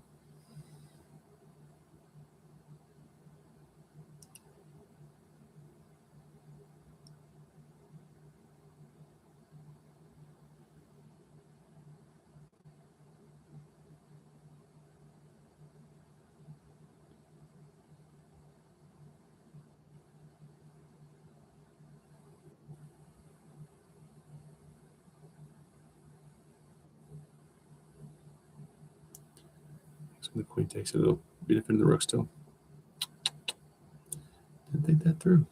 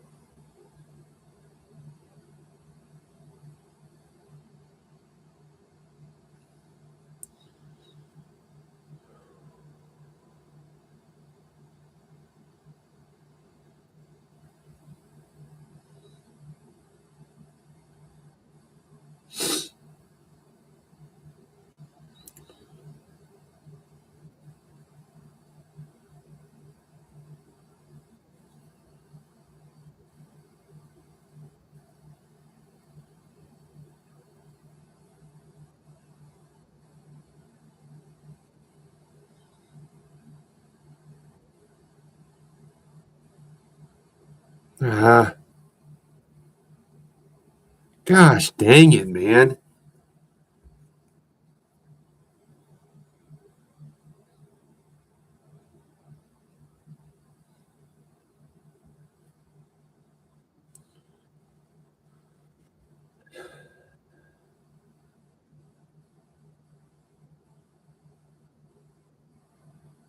Still messed that up. Consider the pin of my knight.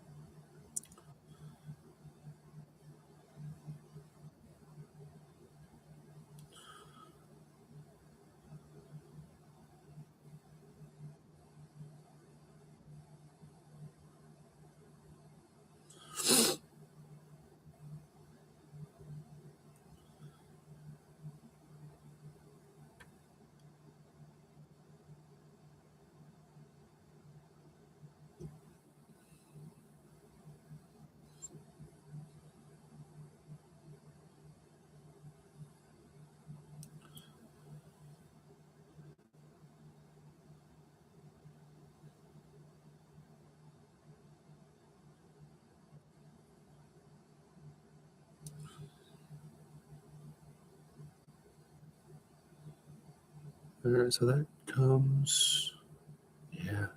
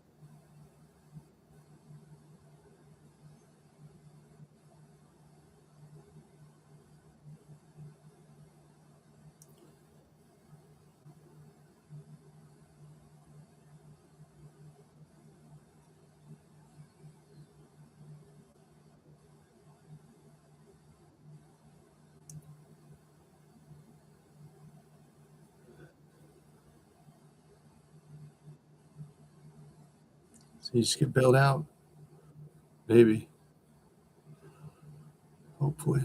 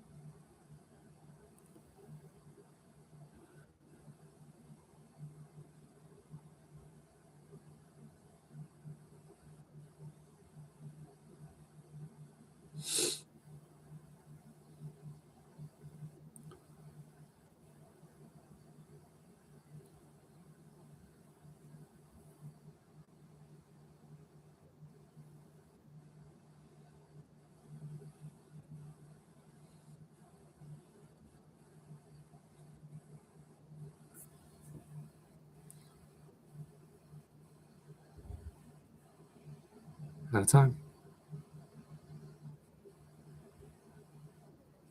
God, my brain's fried. My brain's fried.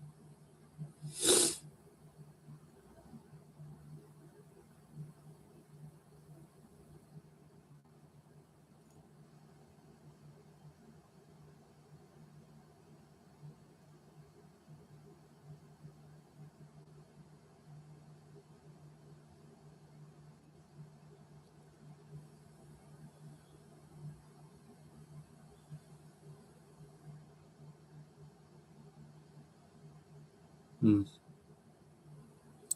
should probably play my queen h5.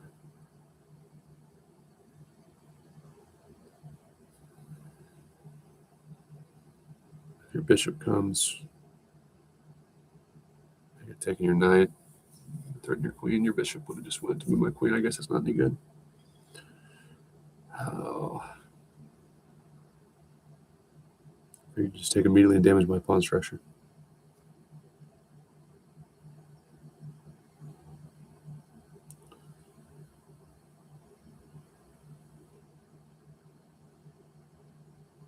The opponent forgot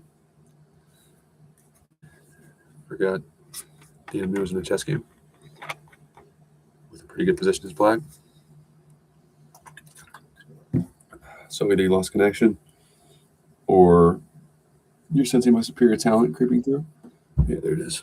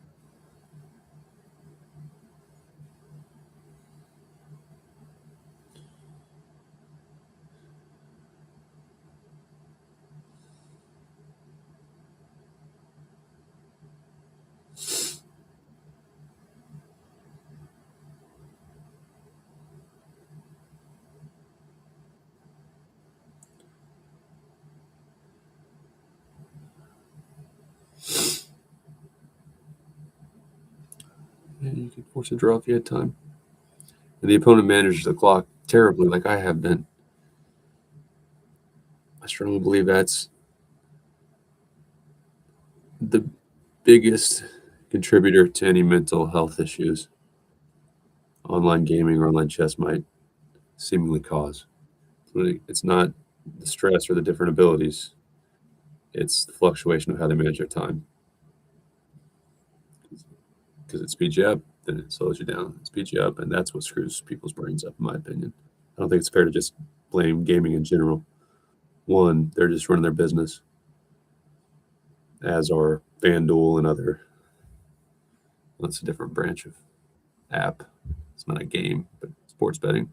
You can't just blame an entire company. It's AI. It's the way the world has changed.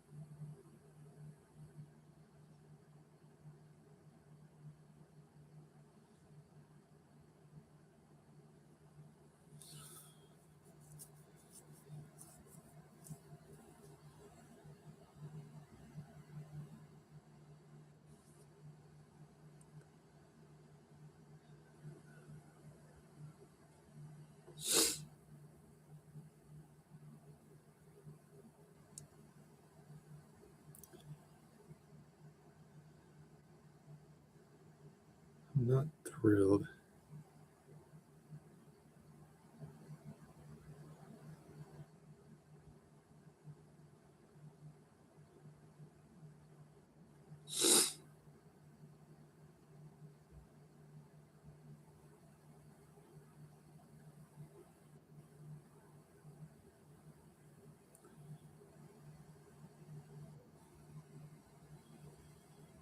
Right?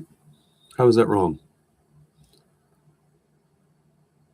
It's got to be right.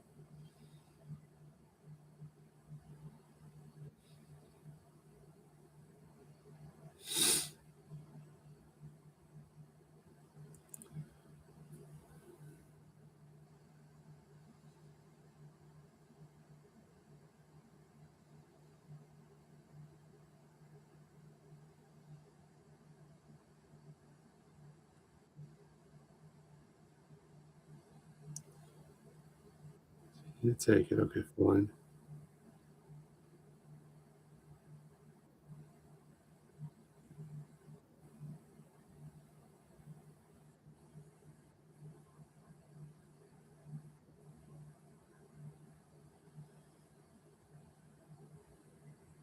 I think considering the situation I got myself in, that's got to be the right way to play it, though.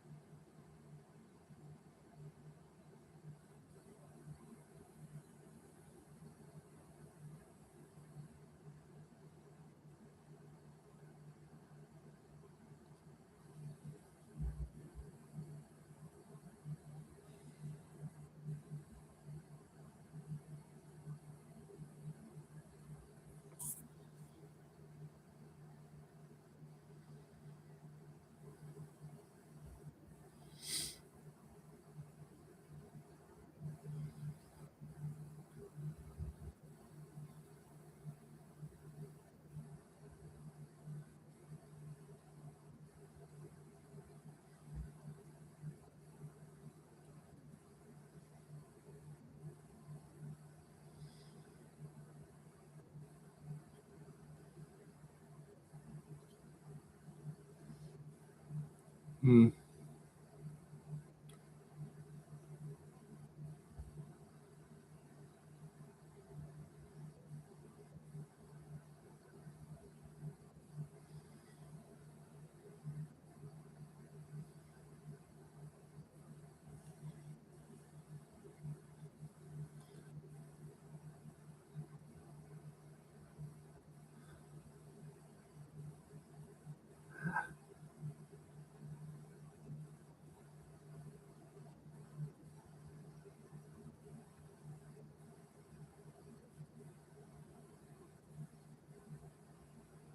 Terrible job. I'm playing real average. Definitely not even at a 2100 level, at least from what I've seen 2100s in my time playing online chess. And you can't even make me play a complete game. Yeah, gotta do better than that. I panicked because my pieces were all tangled up.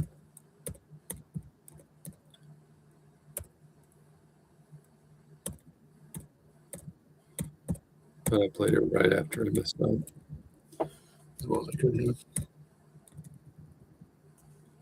And Bless should know they're winning. If you're going to play that scared and manage your time that poorly, take a draw. I would have, of course, repeated moves when I was trying to use my light bishop to get the knight, so I could either make that pawn on the outside file, whichever it was, loose, or use on the dark bishop the opponent had. Whatever.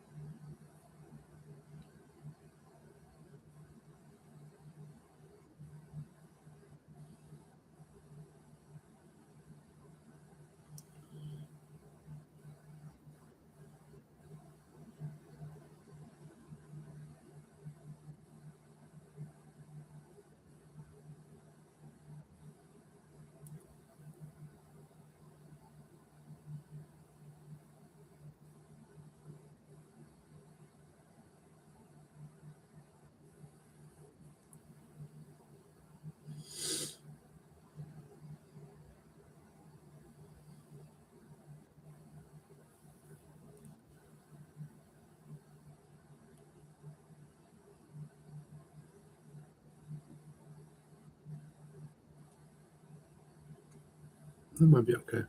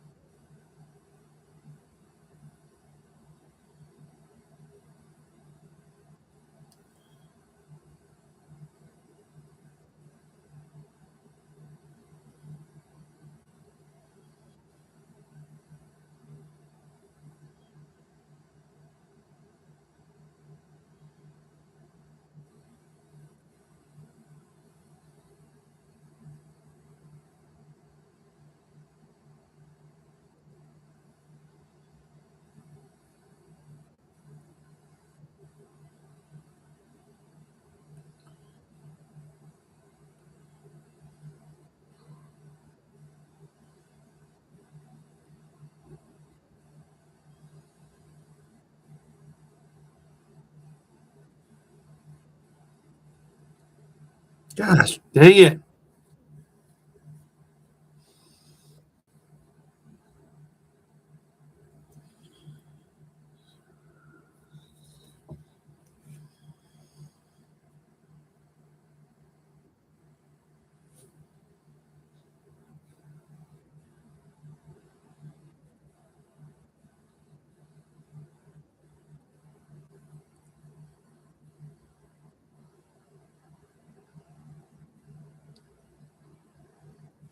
I shouldn't do this. I never should play it this way. It's not right.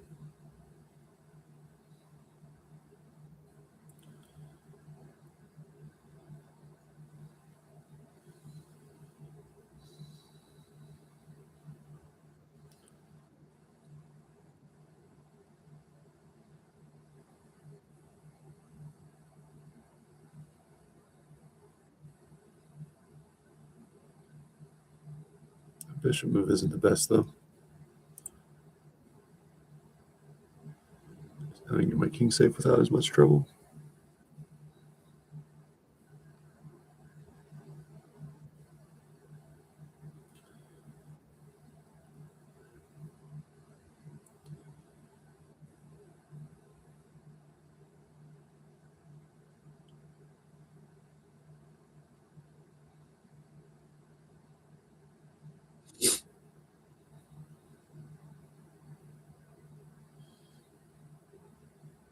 That way, when this takes happens, if I get to put my knight on e5, it doesn't threaten my queen when you take it.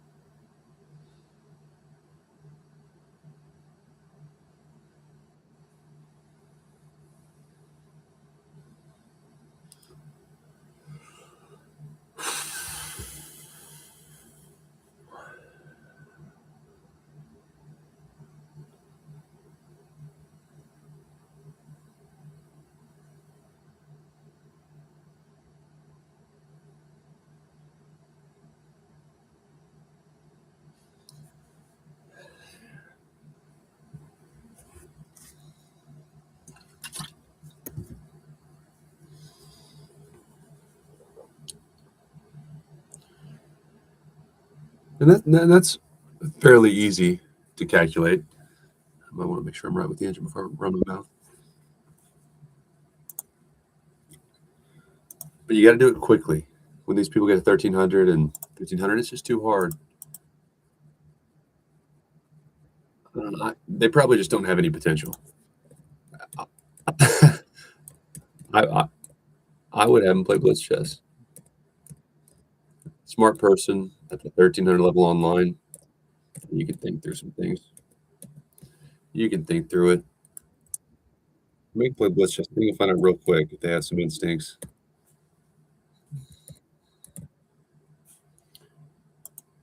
and pretty much immediately. Well, I immediately saw what I should do. I was just making sure. Just recounting since I had it won if I got that right. But you got to give away that bishop immediately. Immediately when there's several pieces on the board still, sometimes it looks like okay, maybe something can help, but not in time because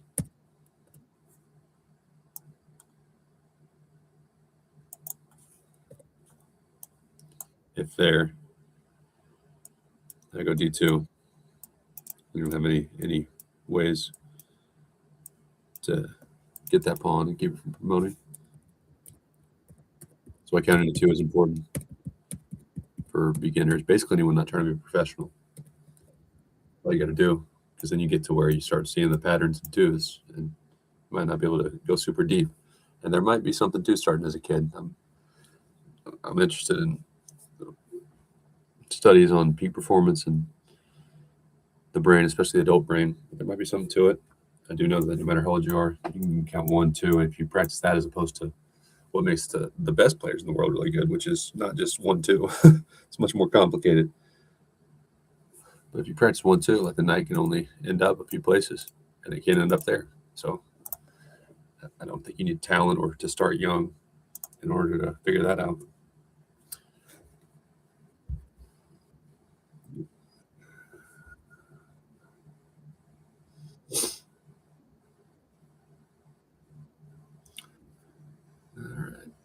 All right. What am I doing? So I was just not thinking.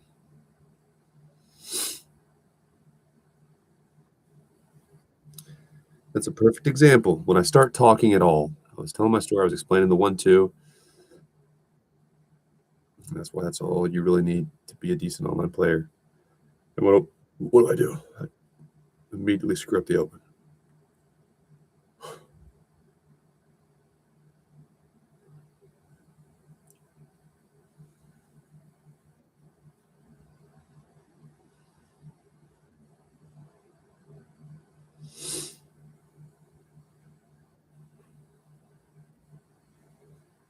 Fucking think.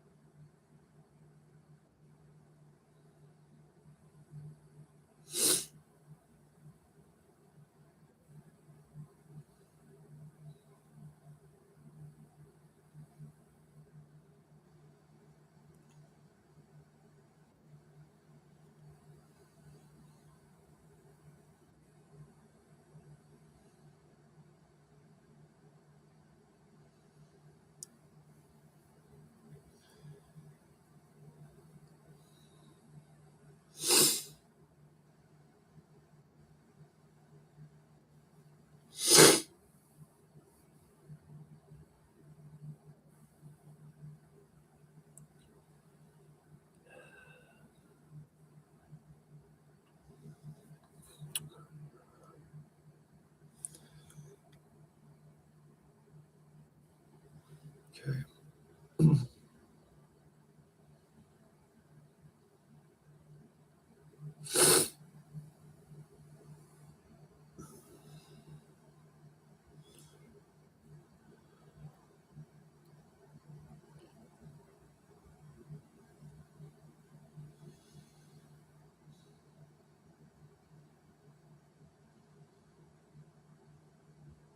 We get crazy here. Well, you just take my bishop with check, actually.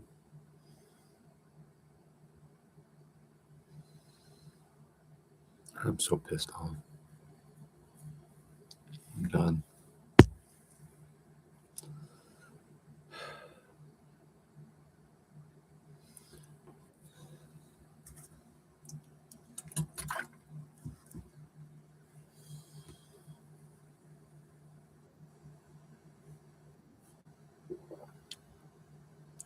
Take the bishop and fight. Don't be like me.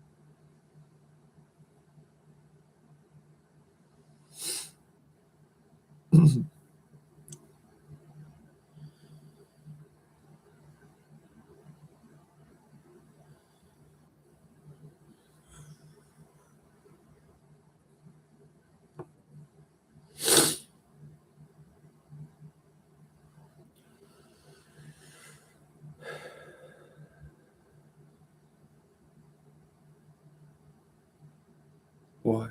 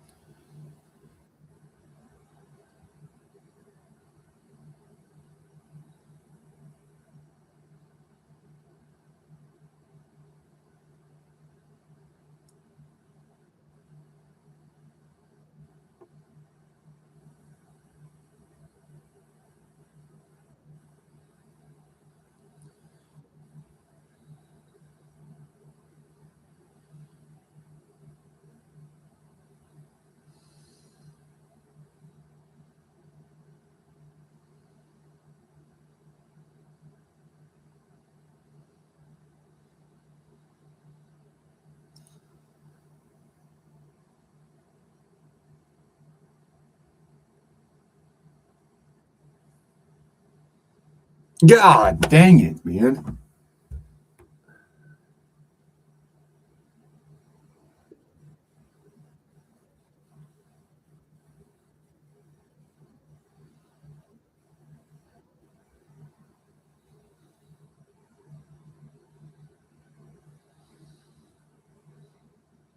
See how I was happier an hour ago? It's just the way it goes.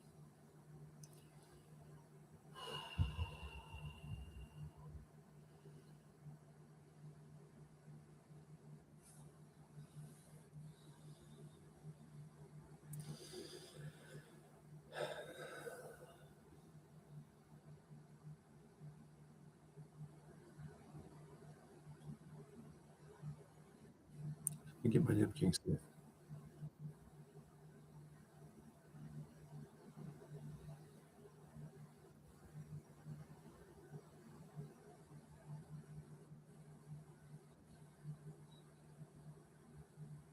Oh no, the bishop doesn't have to. Ah.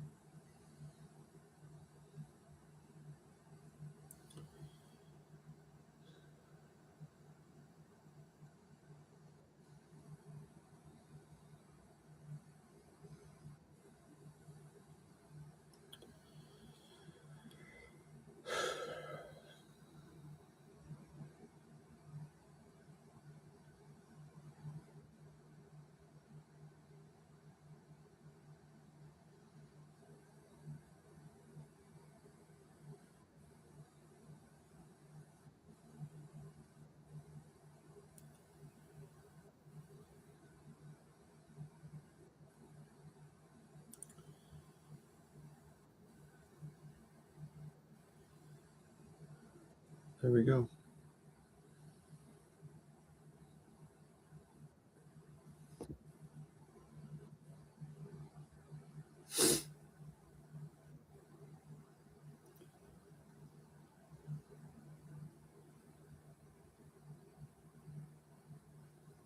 Yeah.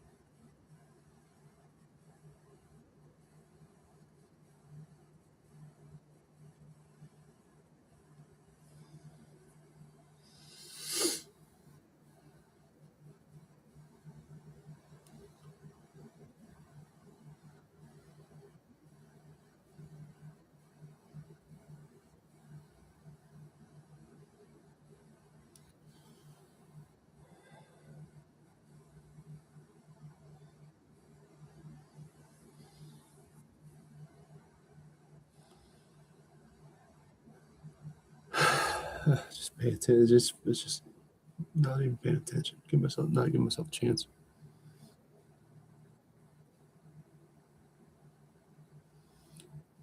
That's when we had the ball move. Because I'm bored. That'll make you better.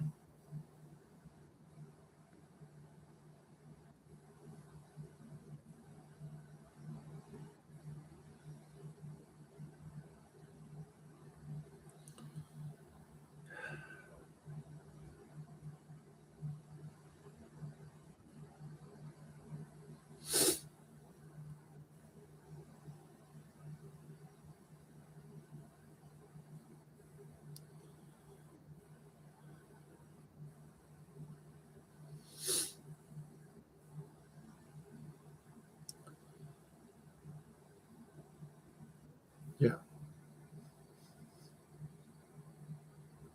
See, you can tell I'm out of it, and I'm just reacting. This is how I get.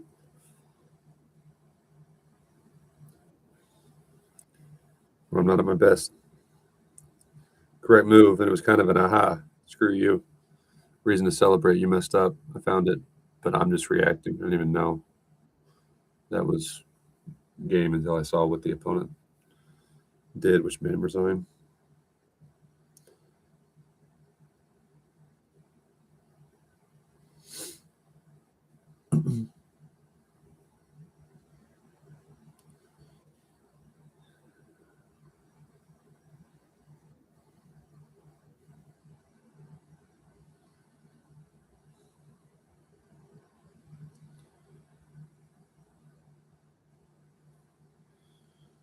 Okay.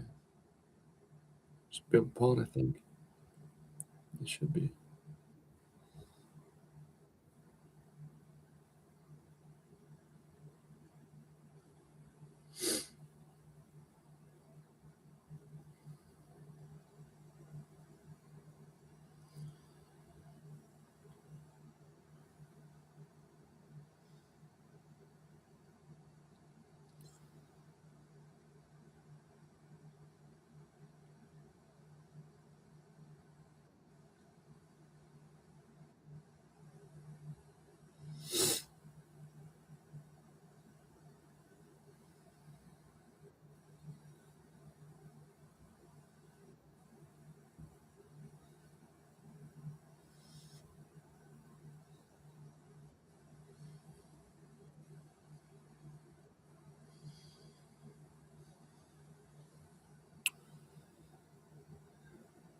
Black bishop probably moves, yeah. I figured so.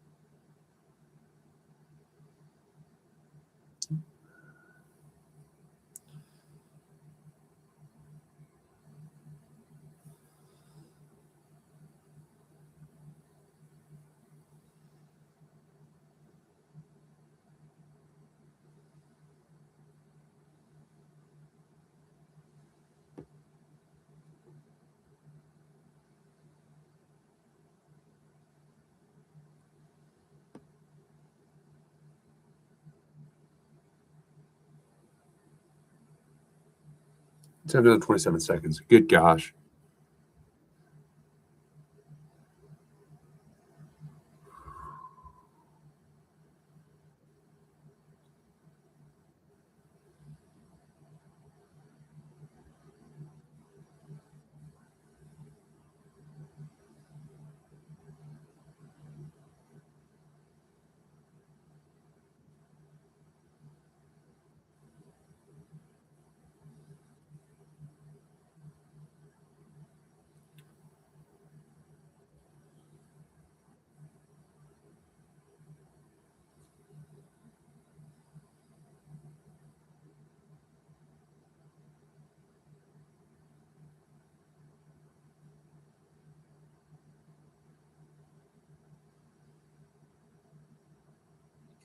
I might just have ADD. It's very possible. I haven't completely ruled that out yet.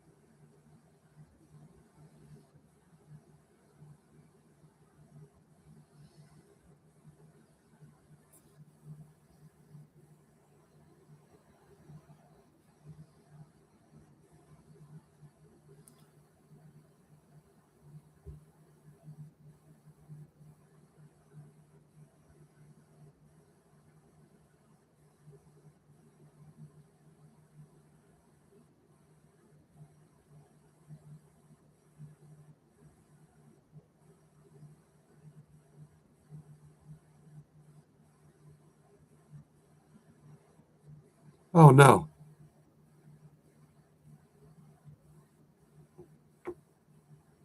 Good God, with 0.1 seconds. That's the type of shit that'll drive you insane. Blown lead, it would have been a plus 11. Oh,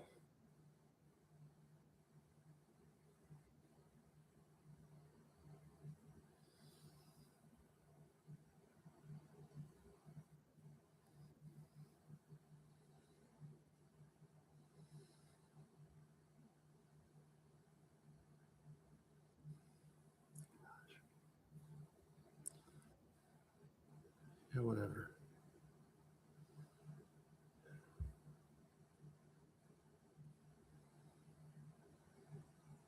Thanks. Thanks.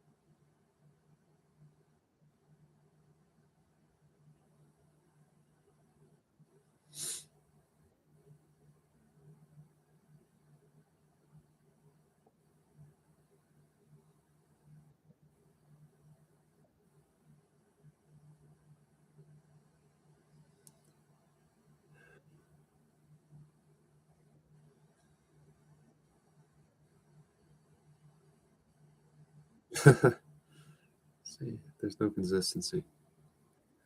So how can you possibly? How can you do this?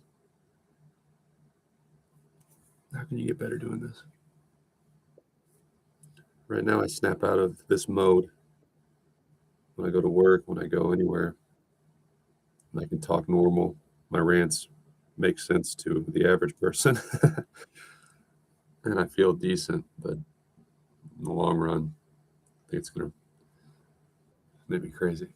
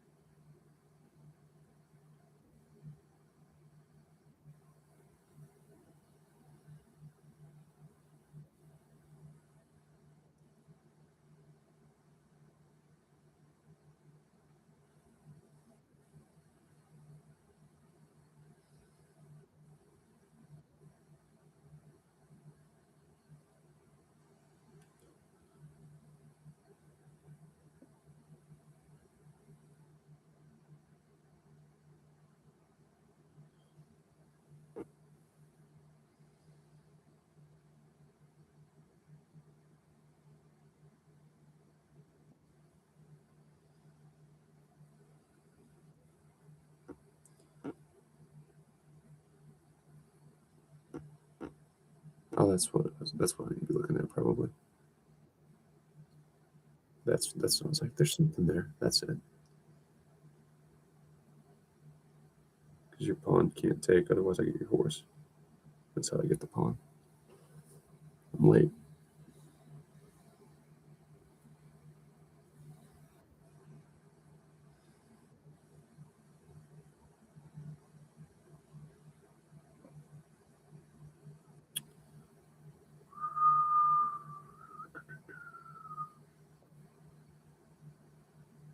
Where's your bishop want to go? Oh no, your rook just moved. See, I mean, I'm like playing off memory to some extent.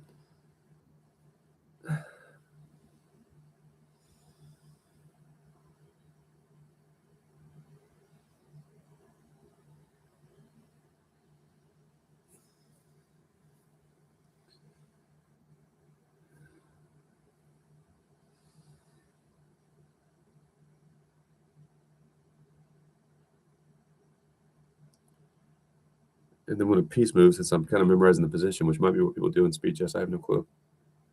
Just gonna remember common things and plan is set, but then when a piece moves, I'm not really looking at the board. I don't know, it's weird.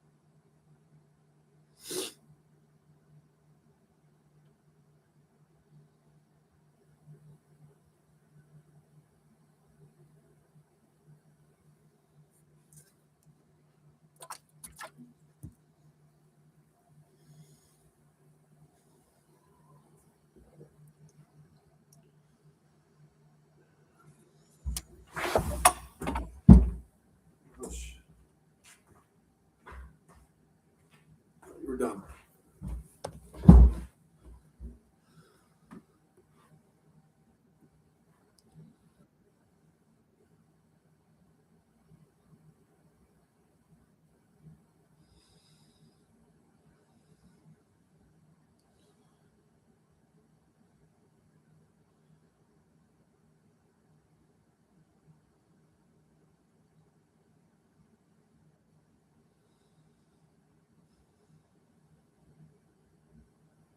Right now, my knight is good there because it'll block the bishop checks.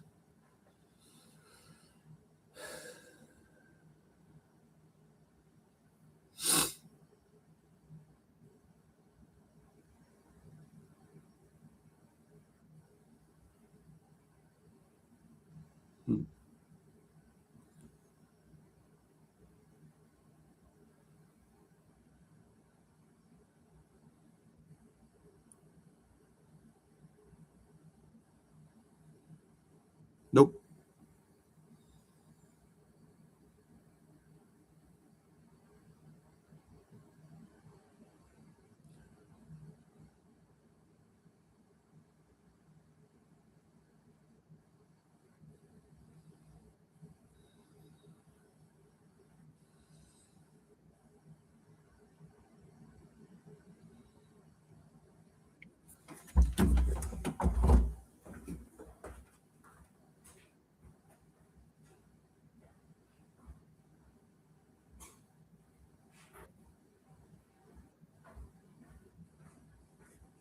Okay.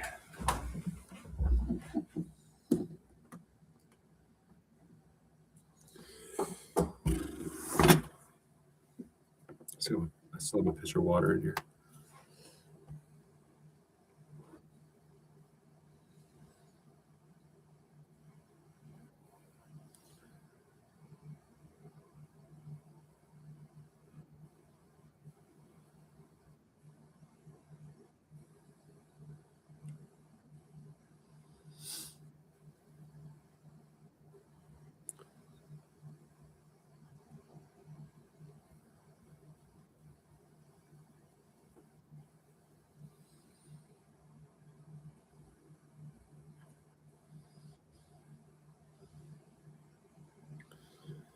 Yeah, I don't care a lot about my king safety. It's one of my issues. Got to work through it. I don't know if therapy is a solution or what.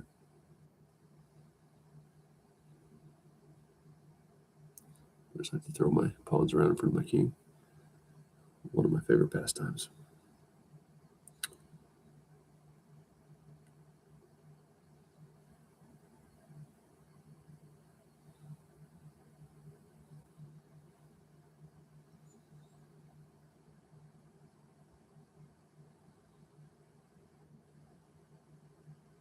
The knight takes, Dayton. The knight takes. Gosh darn it. If you're going to do that, you take the.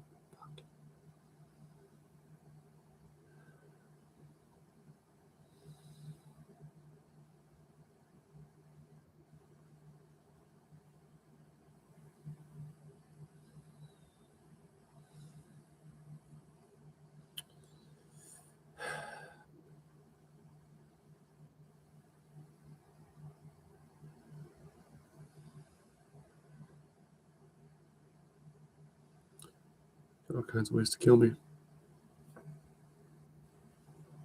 That'd be the easiest.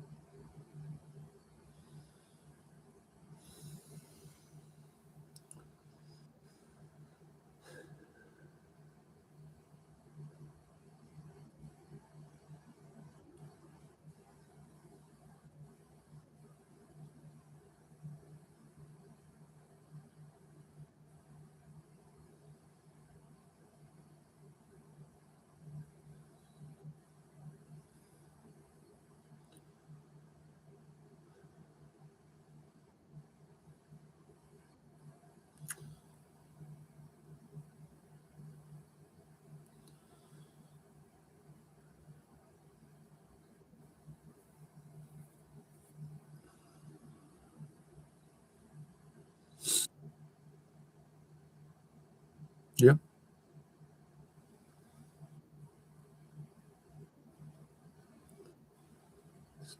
See, my pawns are just destroyed.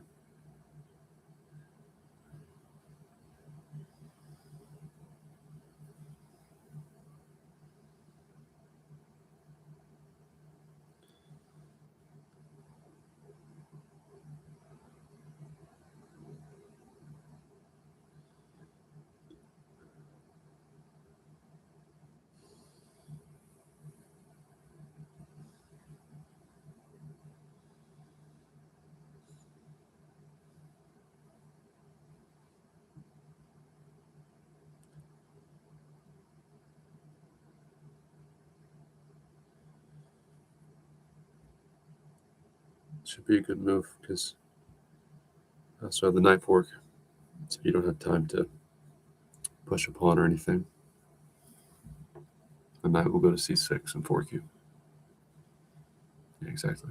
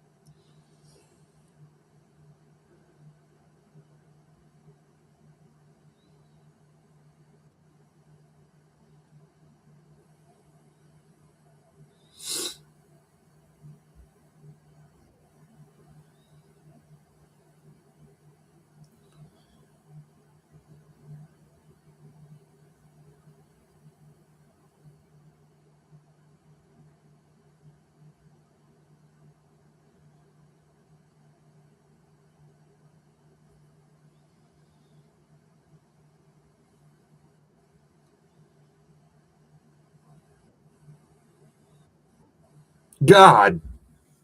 Ah.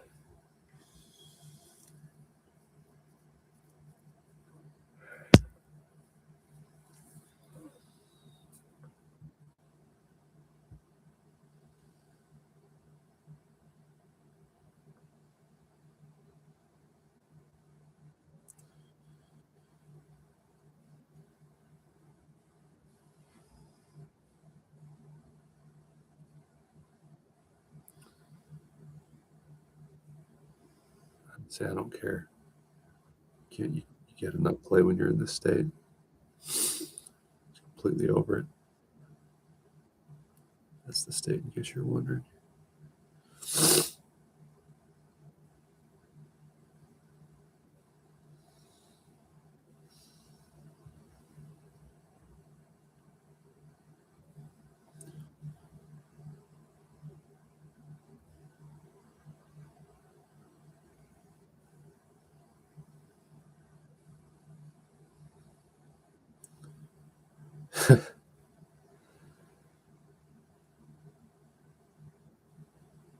Okay.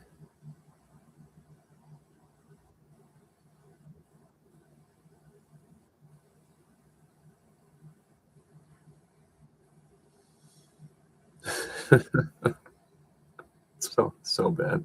These people are the same rating somehow. I can't trust this. For one game, when I focus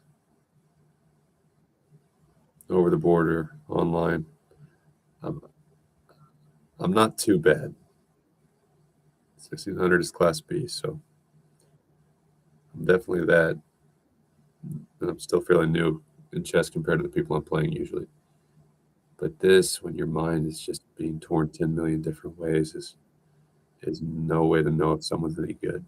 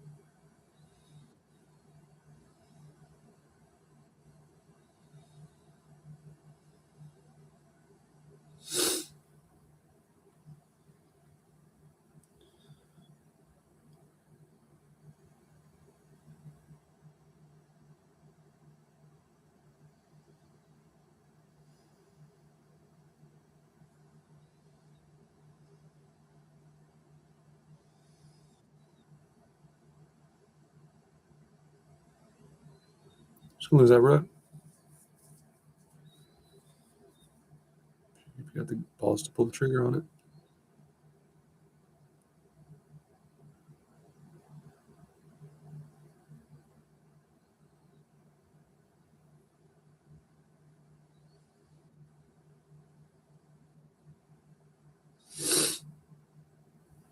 Oh my gosh.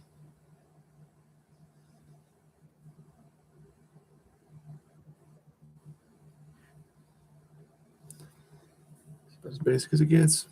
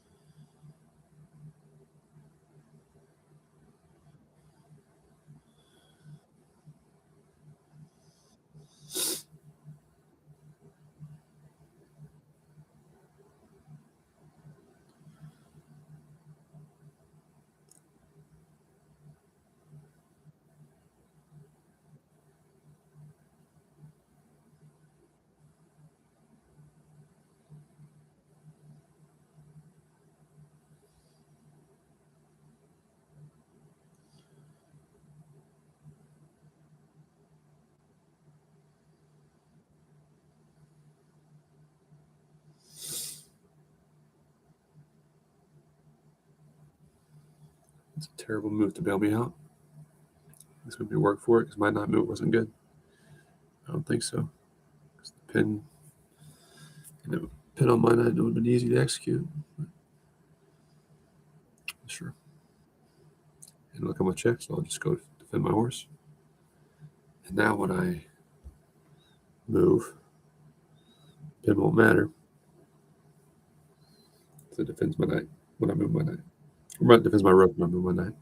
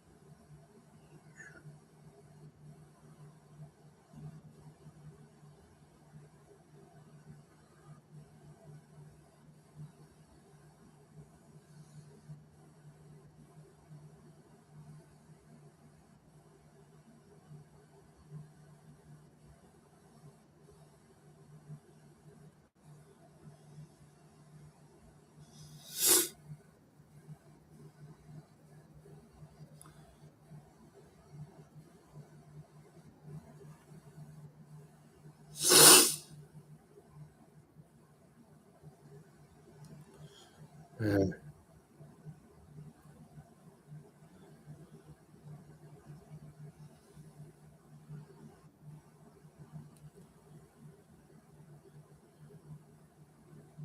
Nowhere right now. So I'm not visualizing anything well right now. I was picturing the queen check.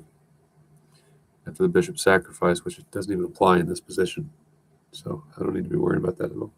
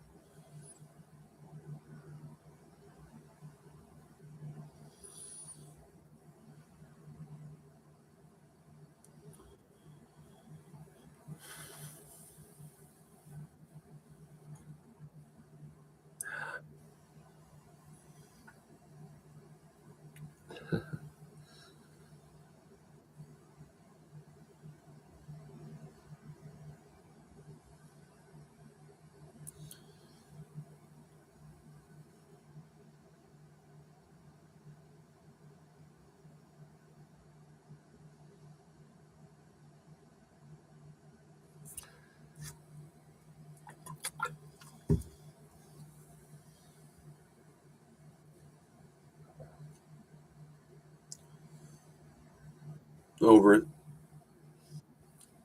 Anytime I do that, it's because I'm over it.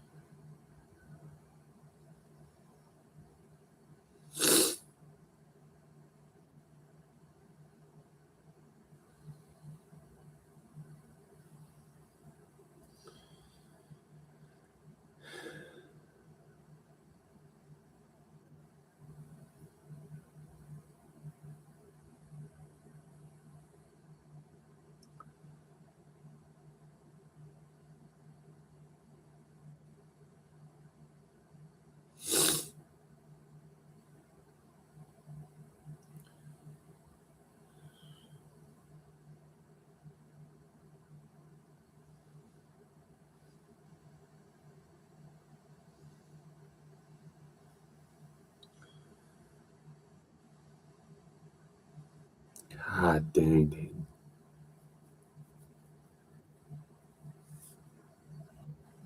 I'm just going to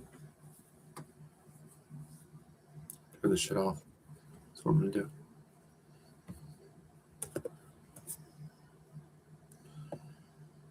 Yeah, I played a lot of blunders.